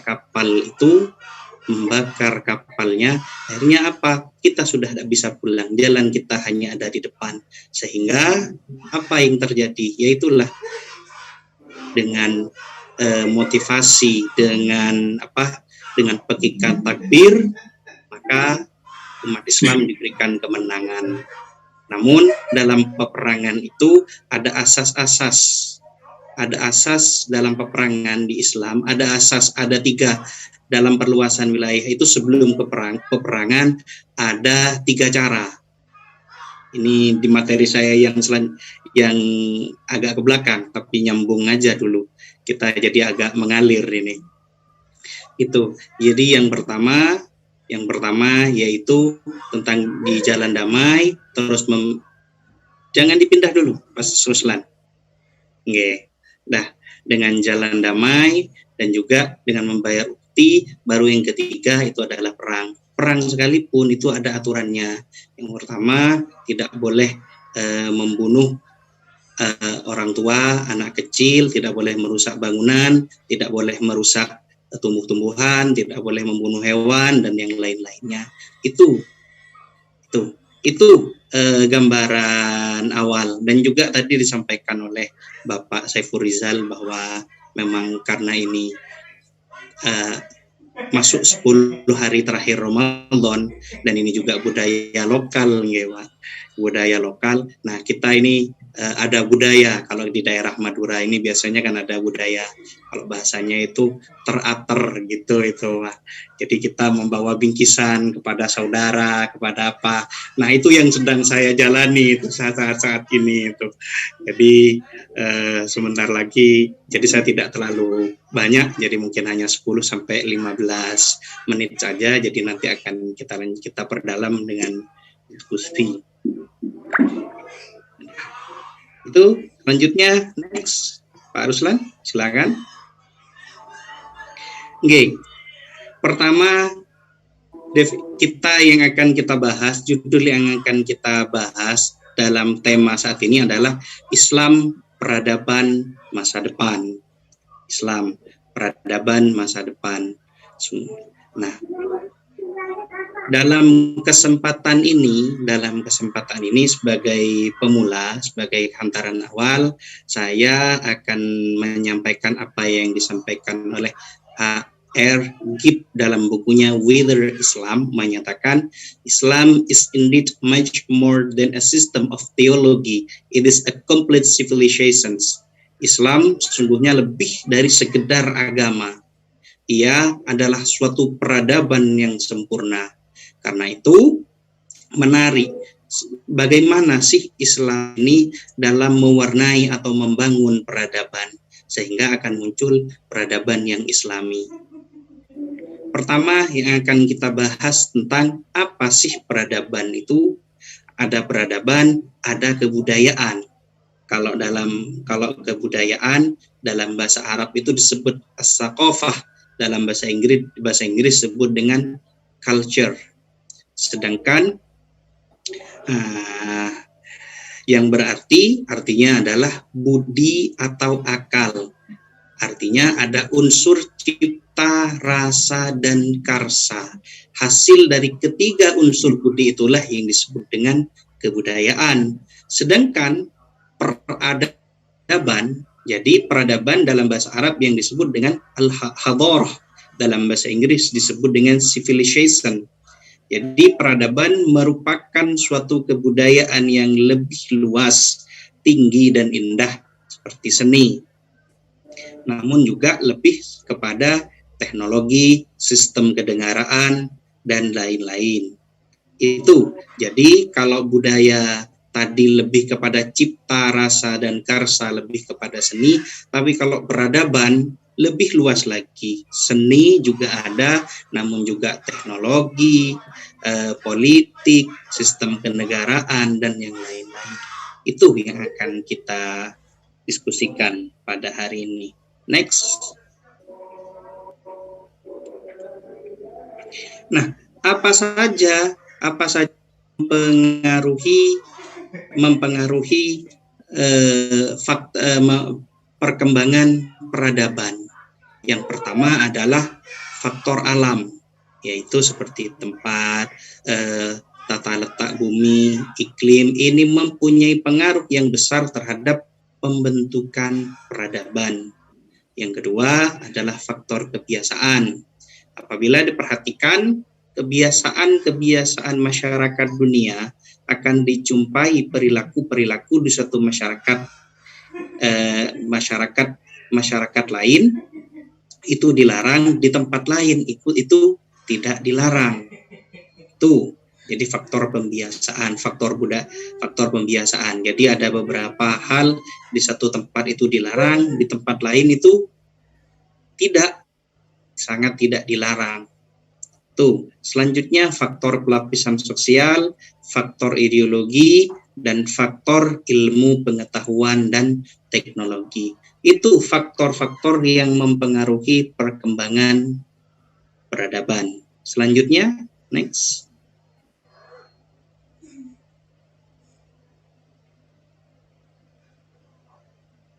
Lanjut, next. Nah, kita selaku orang Muslim, bagaimana sih seharusnya sikap Islam atau bagaimana sikap Islam itu terhadap peradaban? Islam itu adalah peradaban yang sangat universal, agama keadilan. Agama keadilan bukan senang menunggu dan diberikan orang lain, tapi menuntut untuk percaya pada kemampuan diri sendiri. Dalam sebuah hadis yang sangat terkenal sekali disebutkan kan, khairun nas anfa'uhum linnas. Artinya seberapa bermanfaat kita kepada orang lain, maka kita akan menjadi orang yang paling baik. Artinya kita dilihat dari seberapa manfaat keberadaan kita itu. Kita selaku akademisi akan dilihat seberapa manfaat nantinya kita terhadap masyarakat di sekitar kita. Nah, manfaat itu bisa banyak atau bisa mencakup banyak orang dengan cara apa? Dengan cara ilmu. Dengan cara memiliki ilmu. Yang jelas kalau ilmu harus punya guru, harus ada sanad keilmuan. Makanya saya sangat senang sekali para mahasiswa di sini memilih berkuliah di Institut Agama Islam Al-Qadiri, juga di Stit Madinah Sragen contohnya. Kenapa? Karena paling tidak sanad keilmuannya itu sudah jelas. Seperti itu.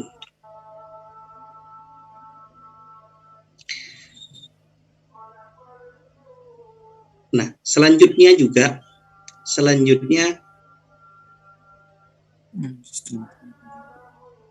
sebelumnya belum next. Belum. Ada beberapa nilai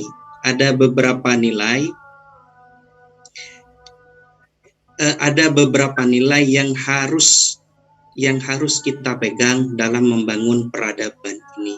Yang pertama adalah nilai Rabbiyah, nilai ketuhanan.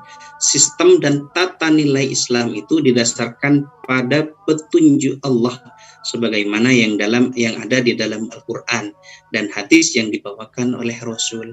Artinya dalam membangun peradaban kita harus tidak boleh meninggalkan nilai-nilai Rabbaniyah. Dalam Al-Quran disebutkan kan itu, wa ma khalaqtul jinnah wal insah illa liya'budun. Artinya apa yang akan kita lakukan itu adalah sebuah proses penghambaan. Allah tidak akan menciptakan manusia dan jin kecuali untuk beribadah. Itu yang harus kita sadari. Sehingga setiap langkah, setiap nafas, setiap apapun yang kita lakukan harus diniatkan untuk ibadah kepada Allah. Itu yang selanjutnya adalah nilai insaniyah. Nilai insaniyah ini didasarkan kepada pada ayat Al-Quran, la yukallifullahu nafsan illa wus'aha. Artinya Allah tidak memberati manusia melainkan sekedar kemampuannya. Artinya apa? Segala bentuk yang terjadi pada kita, entah itu bentuknya cobaan, entah bentuknya tugas, itu yang harus kita sadari. Allah tidak akan memberikan tidak akan memberikan taklif, tidak akan memberikan laikalifuf, tidak akan memberikan cobaan lebih dari kemampuan orang tersebut. Itu selanjutnya adalah nilai waqiah, nilai realistis. Ya, nilai praktis. Artinya Islam, tata nilai Islam itu realistis dalam akidah, ibadah, akhlak, pendidikan, dan dalam bidang-bidang yang lainnya. Sehingga hal ini memudahkan manusia untuk menjalankannya. Artinya ada proses di situ, ada ibadah, dalam kita berakidah, dalam kita beribadah, berakhlak, berpendidikan, melakukan pendidikan, itu semuanya bisa untuk kita lakukan, praktis dan realistis. Dan yang selanjutnya nilai universal. Ajaran Islam itu mencakup semua aspek kehidupan manusia, baik dalam kehidupan pribadi maupun kehidupan berbangsa dan bernegara. Kalau tadi disebutkan Islam rahmatan lil alamin, bukan rahmatan lil muslimin saja. Artinya menjadi rahmat bagi segenap alam. Selanjutnya adalah nilai tawazun, seimbang. Nilai keseimbangan. Nilai ini menjaga Islam dari kecenderungan berat sebelah, dari ketimpangan yang berlebihan, dan dari kemungkinan terjadinya berbenturan-benturan. Artinya kita hidup harus seimbang antara dunia dan akhirat, harus seimbang antara diri kita dan keluarga kita. Dalam hadis kan disebutkan, kullukum ra'in wa kullukum mas'ulun an ra'iyatihi. Setiap kita ini adalah pemimpin dan kita akan dipertanyakan dalam kepemimpinannya. Yang terakhir adalah nilai sabit, tetap tidak terubah, dan nilai yang fleksibel. Artinya ada hal yang tidak berubah dalam agama kita dalam membangun peradaban, seperti tentang akidah, seperti tentang ibadah yang sifatnya mahdhah. Ibadah kan ada dua, ada ibadah mahdhah, ada ibadah yang ghairu mahdhah. Kalau ibadah yang sifatnya mahdhah itu sudah jelas tata caranya, waktunya kapan untuk dilaksanakan, siapa yang melaksanakan, tata syarat-syaratnya apa saja, itu semua sudah jelas. Itu ibadah mahdhah dan itu tidak bisa berubah. Sholat subuh ya tetap pagi hari, kan gitu. Kalau saya sedikit sedikit mengambil dari apa yang disampaikan di TV, kan kemarin ada itu disampaikan oleh Fajar Setboy itu. Jadi kan dia menyampaikan itu sampai barang siapa yang sholat Jumat di hari Sabtu maka dia termasuk orang-orang yang tersesat, gitu katanya. Iya, apalagi sholat sampai hari Senin katanya. Pada Jumat di hari Senin maka semakin jauh dia dari akhirat, gitu katanya. Artinya apa? Ada nilai-nilai yang itu tetap dan tidak berubah. Nilai-nilai yang itu tetap tidak berubah dan itu yang harus kita pegang. Selanjutnya ada hal yang sifatnya fleksibel. Ada yang sifatnya yang fleksibel. Kalau contoh tadi tentang bagaimana rahmatan lil alamin, bagaimana kita terhadap berpolitik, bagaimana kita terhadap non-muslim, itu sifatnya fleksibel. Itu ijtihadi lah istilahnya, ijtihadi. Dan kita ijtihad tidak bisa disalahkan dengan ijtihad. cara pandang tidak bisa disalahkan dengan cara pandang yang berbeda. Yang semuanya yang salah itu apa? Yang salah adalah mengambil sesuatu dengan tanpa dasar. Kalau tadi diceritakan tentang kisahnya Abdurrahman bin Muljam yang membunuh Sayyidina Ali karramallahu wajhah.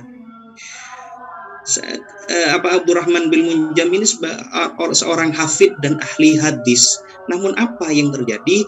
Dia mengambil mentah-mentah apa yang disampaikan, fitnah yang disampaikan, sehingga apa? Dengan membabi buta dan dengan brutal membunuh menikam Sayyidina Ali pada tanggal 17 Ramadan. Dan Sayyidina Ali meninggal pada tanggal 23 Ramadan. Itu apa? Karena mendasarkan sesuatu dengan tanpa ilmu. Melakukan sesuatu dengan tanpa ilmu. Itu.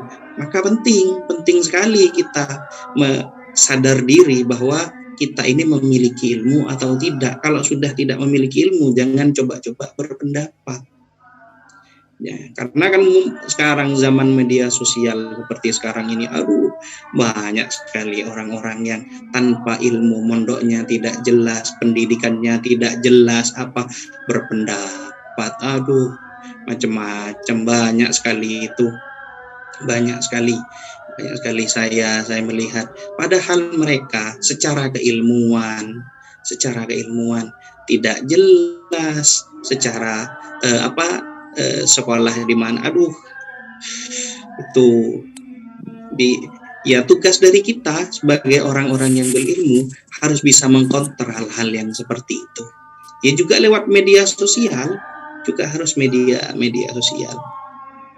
Itu, jadi ada nilai-nilai yang fleksibel. Next, Pak.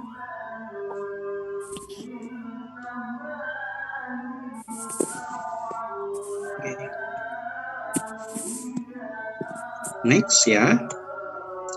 Di sini Islam peradaban masa depan. Dalam peradaban masa peradaban Islam ada 3. Saya mengambil dari pandangannya Umar Kapra, Islam and the Economic, diterjemahkan oleh Ikhwan Abidin. Jadi ada 3 konsep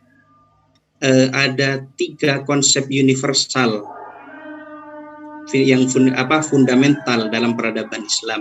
Yang pertama yaitu ketauhidan, yang kedua khilafah, tapi yang artinya adalah perwakilan, yang ketiga adalah al-adalah, keadilan. Jadi keesaan artinya kembali ke tadi sebagai bentuk penghambaan, lalu ada perwakilan, wakalah, ada perwakilan, dan juga al-adalah, keadilan. Prinsip ini membentuk pandangan dunia Islam, maqasid dan strategi.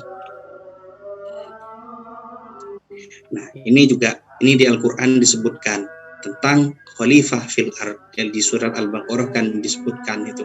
A'udzubillahi minasyaitonirrajim. Bismillahirrahmanirrahim. Wa idz qala rabbuka lil malaikati inni ja'ilun fil ardi khalifah qalu ataj'alu fiha may yufsidu fiha wa yasfiku dima nahnu nusabbihu bihamdika wa nuqaddisu lak wa qala inni a'lamu ma la ta'lamun. Al-ayat. Artinya apa? Manusia kita ini tugas di dunia adalah sebagai khalifah fil ard, sebagai pemimpin di muka bumi, sebagai orang yang menyebarkan rahmah, menyebarkan kebaikan, menyebarkan manfaat di muka bumi ini. Kalau kembali ke tadi khairun nas anfa'uhum linnas. Jadi semakin bermanfaat Anda, maka Anda akan menjadi orang yang paling baik. Bahkan kalau kita dalam konsep manfaat ini ya, dalam Pak Ruslan saya diingatkan kalau sudah terlalu lama nggih.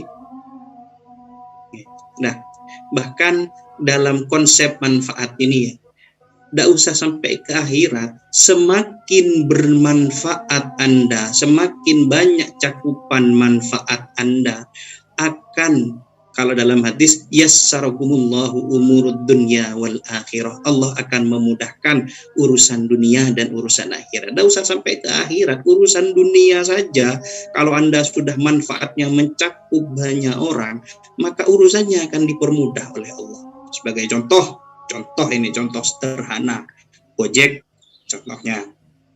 Gojek itu manfaatnya luar biasa. Kalau sekarang Pak Rizal tidak perlu ngabuburit, tinggal kalau butuh kolak, butuh apa kan seperti itu, tinggal ya sudah Gojek gitu kan tinggal ongkir nantinya. Itu manfaatnya luar biasa terhadap orang, sehingga apa, orang yang memberi manfaat pertama yaitu Menteri Nadiem Makarim itu sekarang menjadi orang yang sangat kaya. Padahal kalau kita lihat sejarahnya di Gojek itu kan, sejarahnya itu kan dari kesulitan Nadiem Makarim untuk beli nasi malam-malam. Diceritakan itu kan lapar katanya, malam kok mau beli nasi kok susah sekali, seperti itu, kok susah sekali. Akhirnya minta tolong ojek, lalu dicobalah ojek itu terus menerus. Oh ternyata bisa, tak percaya, dibuatkanlah kontak center pertama. Jadi kalau mau pesan Gojek lewat kontak center ini, manfaatnya di situ. Terus akhirnya setelah 4 tahun buka aplikasi Gojek itu. Jadi kalau Anda para mahasiswa ini bisa kreatif nantinya, bisa kreatif dan bisa memberikan manfaat terhadap banyak sekali orang, maka kembali ke tadi, yassarakumullahu umurud dunya wal akhirah. Itu. Sebaliknya kalau Anda banyak memberikan mudarat kepada orang, banyak memberikan mudarat, akan tidak enak hidup Anda. Aduh, dikit-dikit sudah tidak enak, dikit-dikit kayak gitu. Jadi itu tentang khalifah fil ard.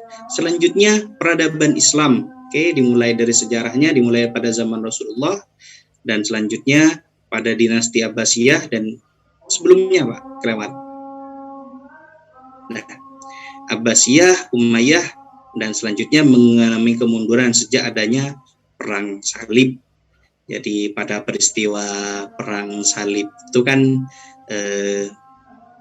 yang banyak menghancurkan situs-situs Islam pada saat itu. Selanjutnya, peradaban Islam di masa depan harus mampu menjadi salah satu pilar utama dalam tatanan peradaban baru yang disebut dengan post-globalisasi atau post-kolonialisme. Next. Nih, peradaban Islam akan berkembang dengan baik jika mampu melaksanakan dengan cara yang benar. Disebut al-mukhafadatu ala qadimis salih wal akhdhu bil jadidil aslah. Memelihara dan mempertahankan kebudayaan lama yang masih relevan dan mengambil kebudayaan baru yang lebih baik. Malah kalau kemarin katanya ketua PBNU yang kemarin, Sayyid Agil Sirot, karena bukan al-muhafadhah aja, bukan wal akhdhu, tapi wal ajiduh katanya. Bukan hanya mengambil, tapi membuat, itu yang disampaikan itu. Bahkan wal ajiduh. Next, Pak.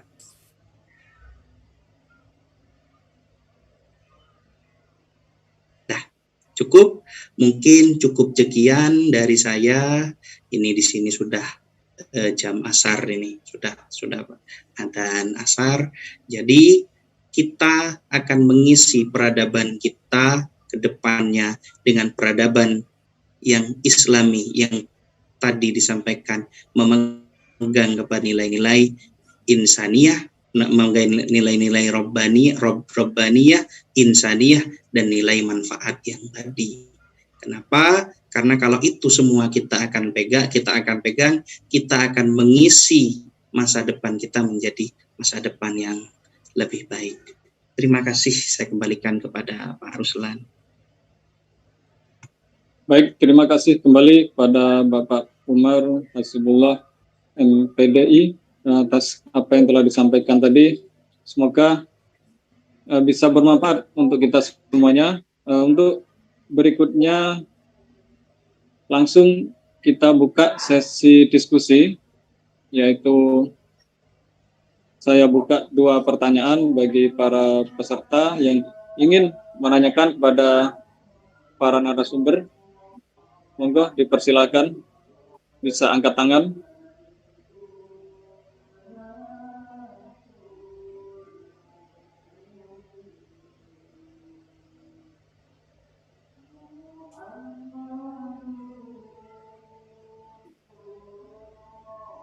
Mungkin saya Pak Ruslan, izin. Oke, silakan Mas Faisal. Mohon izin. Assalamualaikum warahmatullahi wabarakatuh.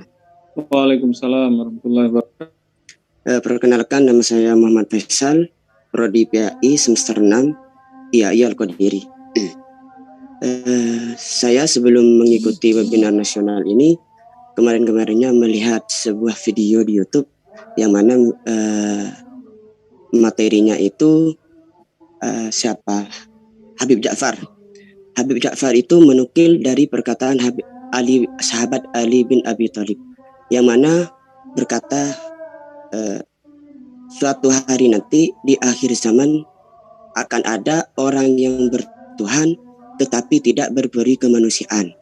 Itu kalimat pertama. Dan kalimat yang kedua, ada juga yang tidak bertuhan akan tapi berberi kemanusiaan. Kan beda. Ada yang bertuhan tapi tidak berberi kemanusiaan. Ada juga yang tidak bertuhan akan tapi berberi kemanusiaan. Dari 2 kalimat tersebut saya bertanya-tanya, mengapa ada 2 kalimat tersebut dan tidak sempurna kalimatnya. Sedangkan yang diajarkan oleh Rasulullah pada zaman dulu itu adalah untuk manusia itu agar berberi kemanusiaan. Dan juga melihat dari kalimat tersebut, pada zaman sekarang ini saya kira orang yang bertuhan akan tetapi tidak berberi kemanusiaan itu banyak. Contohnya ada orang yang beragama akan tapi tidak berberi kemanusiaan, yaitu sering mengadu domba atau saling membunuh, berperang, itu yang bertuhan akan tapi tidak berberi. Dan ada juga yang tidak bertuhan akan tapi berberi kemanusiaan. Contohnya banyak orang yang tidak beragama, itu berbaik, saling memberi kepada orang yang tekan. Itu. Lantas yang ingin saya tanyakan, bagaimana tanggapan atau pendapat baik narasumber pertama yaitu Pak Joko Susilo ataupun narasumber yang kedua yaitu Bapak Umar. Bagaimana tanggapan 2 kalimat tersebut, yaitu akhir zaman nanti ada yang bertuhan tetapi tidak berberi kemanusiaan, dan ada juga yang tidak bertuhan akan tetapi berberi kemanusiaan. Itu tanggapan pertanyaan pertama tentang tanggapan. Terus yang kedua, solusi bagi para milenial agar nantinya 2 kalimat tersebut menjadi padu, yaitu sebisa mungkin menjadi sempurna, yaitu bertuhan dan berberi kemanusiaan. Solusi agar kalimat tersebut menjadi padu, bertuhan dan berberi kemanusiaan. Mungkin itu saja dari saya Pak Ruslan. Sekian, terima kasih. Wassalamualaikum warahmatullahi wabarakatuh. Waalaikumsalam warahmatullahi wabarakatuh. Baik, terima kasih Mas Faisal. Untuk selanjutnya pertanyaan yang kedua, yaitu silakan.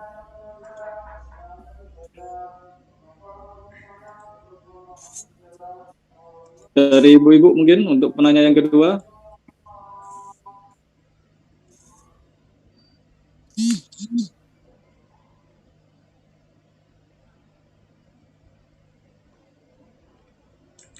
Baik, kalau tidak ada mungkin bisa langsung dijawab oleh Bapak narasumber. Pertanyaan yang pertama adalah bagaimana tanggapan para narasumber terhadap kalimat tersebut, yaitu kalimat orang bertuhan tapi tidak berperi kemanusiaan. Namun ada juga orang yang berperi kemanusiaan tapi tidak bertuhan. Nah, ini pertanyaan yang pertama adalah bagaimana tanggapannya para narasumber.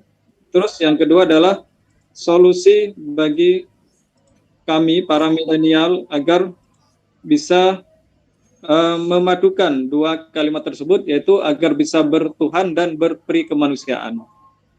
Mungkin itu Bapak, pada waktu dan tempat kami persilakan. Ya, ini pertanyaan dari Mas Muhammad Faisal ya. Iya, Bapak. Jadi ini mungkin nanti bisa dilengkapi secara utuh ya oleh Ustadz Pak Umar ya. Mungkin saya akan menambah jawab sedikit ya, bagaimana menyikapi kondisi antara orang yang beriman ya, tapi dia tidak berakhlak kan gitu. Jadi beriman, bertauhid, tapi tidak mempunyai akhlak ya yang bagus ya, mungkin bukan sosok pribadi yang bagus. Nah, kemudian disandingkan dengan orang yang tidak bertauhid, tidak beriman, tapi akhlaknya bagus ya. Ya, seperti itu. Ini sebenarnya hal yang kontradiksi ya. Kita tidak, kalau menurut saya ini kita tidak bisa membandingkan antara orang yang beriman dengan bertauhid. Ya. Maka ketika kita mau membandingkan sesuatu itu prinsipnya seimbang, tawazun. Jadi kita bandingkan antara orang yang beriman, berakhlak. Nah, ini kan kalau asalnya orang beriman itu pasti berakhlak. Tapi berarti ada ya orang iman yang tidak mempunyai akhlak. Nah, ini adalah apple to apple. Jadi bagaimana kita bisa berpikir ya, tidak semuanya orang beriman itu tidak berakhlak kan gitu. Ini hanya oknum kan gitu. Hanya segelintir orang mungkin ya. Karena manusia itu memang disadari adalah mahadul khata' wa nisyan. Maka peradaban Arab itu sangat buruk ya.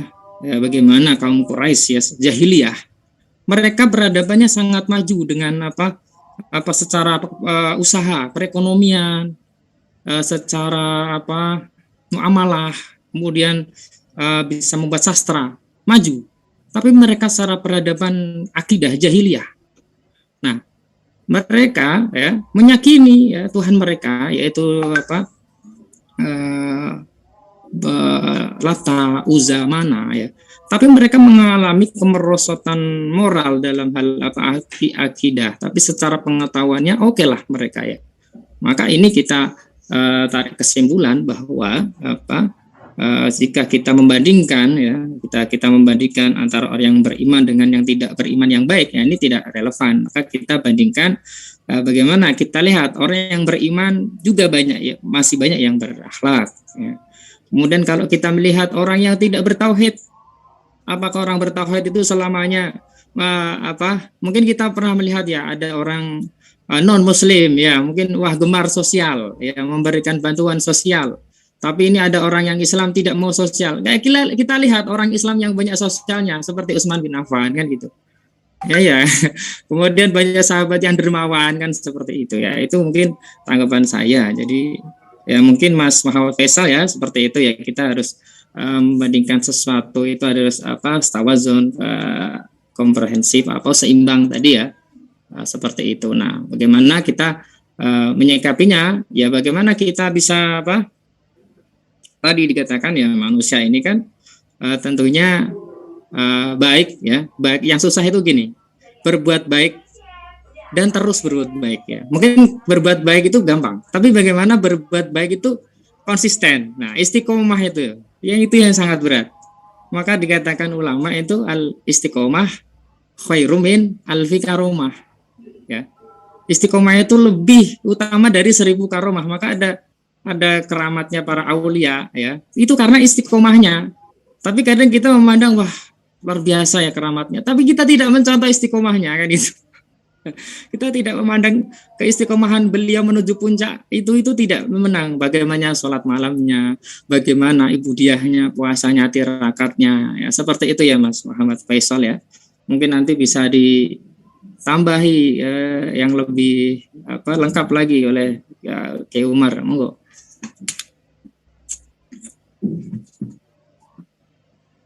Oke, Pak Ruslan, apa langsung ke saya? Oke, monggo langsung pada Bapak Haji Umar. Oke, terima kasih. Ini hanya sedikit menambahi ya. Jadi kembali ke tadi, bertuhan tapi tidak berperi kemanusiaan, itu salah. Nah, padahal kayak gini ya, saat kita bertuhan, tadi disebutkan di salah satu makalah tata nilai fundamental yang harus kita ingat adalah pertama adalah al-waqi'ah, salah satunya realistis. Kita ingat, jadi bertuhan sekalipun kita harus realistis. Kita ingat kisahnya Nabi Ibrahim yang dikisahkan di Al-Quran itu, di Al-Quran kan disebutkan gimana ro'a kaukaba qala hadza rabbi, kan ada seperti wa idza ra'a syamsyah hadza rabbi, kan ada, kalau tidak salah kayak gitu, bisa tolong dilengkapi. Artinya apa? Dari situ disebutkan bahwa bertuhan itu juga harus realistis, ada pikiran di situ. Ada pikiran di situ bahwa Tuhan adalah yang maha besar, maha dari segalanya. Diceritakan kan bahwa saat melihat matahari, oh ini Tuhan saya, ini besar, begitu. Lalu saat matahari terbenam, loh kok Tuhan saya terbenam? Lalu selanjutnya melihat bulan, loh kok bulan saya, kok bulan tidak ada, kok pas diganti matahari. Lalu melihat kaukabah, melihat bintang. Artinya apa? Saat kita bertuhan, seharusnya kita ini juga berperi kemanusiaan. Kalau ada, kembali ke tadi, bertuhan tapi tidak berperi kemanusiaan, maka kurang proses bertuhannya, dia sangat tidak lengkap. Apalagi kekerasan mengatasnamakan ketuhanan, mengatasnamakan agama. Kalau kembali di awal tadi, Islam itu adalah agama rahmatan lil alamin. Seperti itu. Memang baru akhir-akhir ini kita kan banyak sekali melihat kasus-kasus kekerasan. Jadi kan yang kasus kekerasan Mario Dandi yang begitu itu entah ya, tidak tahu saya agamanya apa, tapi yang jelas itu berduit kan gitu orangnya. Kan gitu. Iya, orang berduit kan gitu itu. Jadi orang berduit yang tidak punya akhlak gitu. Yeah. Akhirnya pas menjadi kemana-mana sampai ayahnya, luar biasa. Makanya kan itu ini tambahan juga apa benar atau tidak lah istilah saya ini, investasi paling tinggi seseorang itu adalah terhadap anaknya. Itu investasi paling tinggi. Itu contohnya seorang pegawai pajak yang kaya luar biasa, hampir hancur gara-gara anaknya itu. Hampir hancur itu sudah. Kan kayak gitu. Ya tidak tahu kalau mungkin punya rekening lain, saya tidak tahu. Karena anaknya tidak berakhlak. Karena tidak berperi kemanusiaan, seperti itu. Jadi tapi berduit ya, Prof ya. Tapi berduit, berubikon juga itu kan gitu. Karena dikira dengan uangnya itu bisa mengcover semuanya, ya, menuhankan itu ya. Iya. Jadi seperti itu. Lalu selanjutnya yang tadi di akhir, apa yang harusnya kita selaku remaja generasi milenial, kembali ke tadi, kita harus punya guru. Bagaimana itu? Makalah Arab, laulakah murabbi ma'araftu rabbi.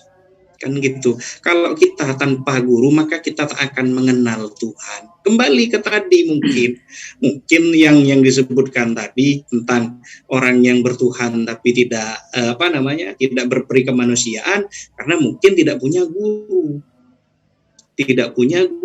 Kalau sering diceritakan oleh Said Agil Sirot itu ya tentang sanad keilmuan Nahdlatul Ulama, itu kan disebutkan bahwa dari Kiai Hasyim Asy'ari gurunya siapa, ini gurunya, sampai nyambung kepada Rasulullah.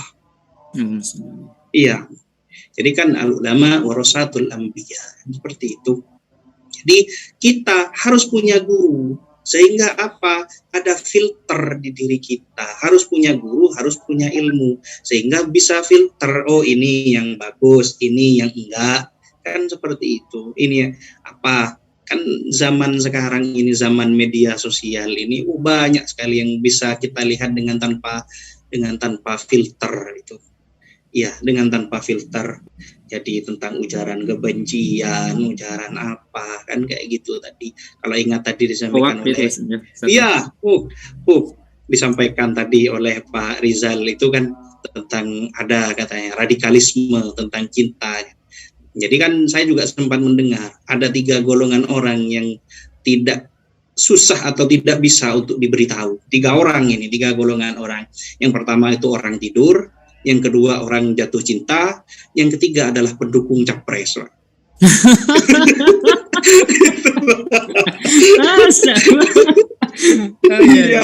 Iya, itu susah itu sudah. Kalau sudah ngomong itu sudah ini fanatik itu. Fanatis itu.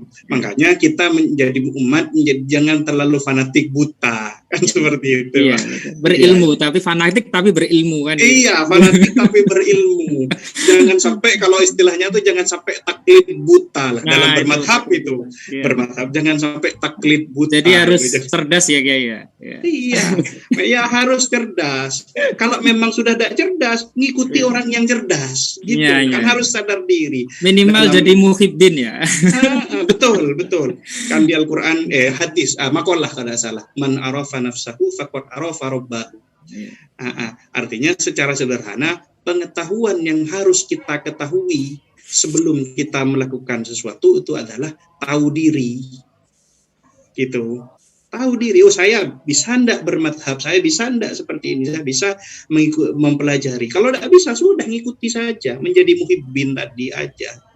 Kayak gitu. Kalau sekiranya apa yang dilihat kok kayaknya agak nyeleneh, tidak usah diikuti. Kan gitu kan. Nggak usah diikuti.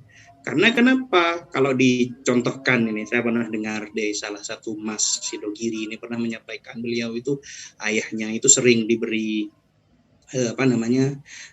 oleh para politisi diberi uang atau apalah seperti itu abahnya, tapi uang itu pas, mohon maaf, ini saya cerita langsung di pengajian, itu uang itu dibakar seperti itu, dibakar. Pengikutnya jangan niru-niru kalau bukan makomnya, kan gitu. Iya, yang bisa dikirimkan di sini aja, ada perlu dibakar. Iya, artinya apa yang bisa kita lihat dari situ? Orang memang kalau ini dianalogikan, orang memang bisa menjinakkan singa, tapi tidak semua orang bisa menjinakkan singa. Kalau memang sudah ahlinya bisa seperti pawangnya. Iya, pawangnya. Kalau bukan pawangnya jangan coba gitu ya. Likuli makol itu. Iya, betul. Jangan coba seperti itu. Jadi kita harus sadar diri. Oh, ini makom saya di sini. Saya bisanya di ini. Kan seperti itu, sadar diri. Kalau dalam perspektif mahasiswa, kompetensi saya bisa menjadi akademisi, saya bisa jadi aktivis, saya bisa jadi pasifis contohnya, atau ahli perpustakaan, itu yang harus kita sadari. Kayak gitu. Jadi tahu diri, punya ilmu, punya guru. Itu yang bisa saya sampaikan. Terima kasih. Baik, terima kasih kepada para narasumber terhadap jawaban yang telah disampaikan. Bagaimana kepada Mas Faisal, apakah masih ada yang mau ditanggapi? Sangat jelas sekali Pak Ruslan untuk jawabannya. Terima kasih. Berarti siap ya untuk bertuhan dan berperi kemanusiaan. harus itu siap nggak siap harus siap itu ya, boleh nggak siap. Dan yang paling berat tadi adalah istiqomah ya. Nah itu kuncinya ya. Tapi bukan singkatan itu ya Pak ya, takutnya pas ikatan suami takut istri di rumah nanti.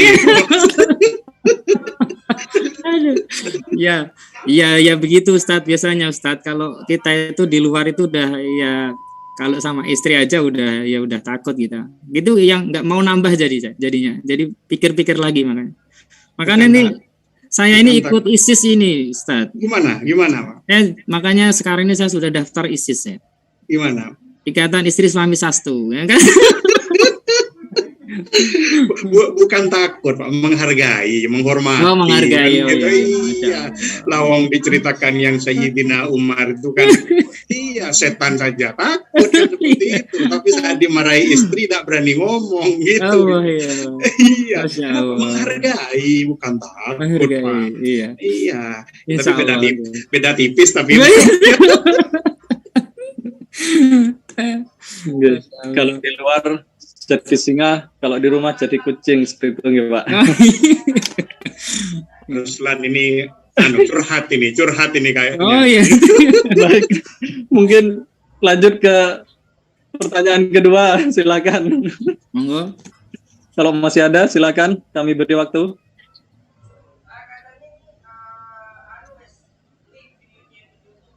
Baik, kalau sudah tidak ada, mungkin kami cukupkan ya. Jadi luar biasa sekali materi yang disampaikan pada hari ini. Pertanyaannya juga luar biasa. Konsepnya apa?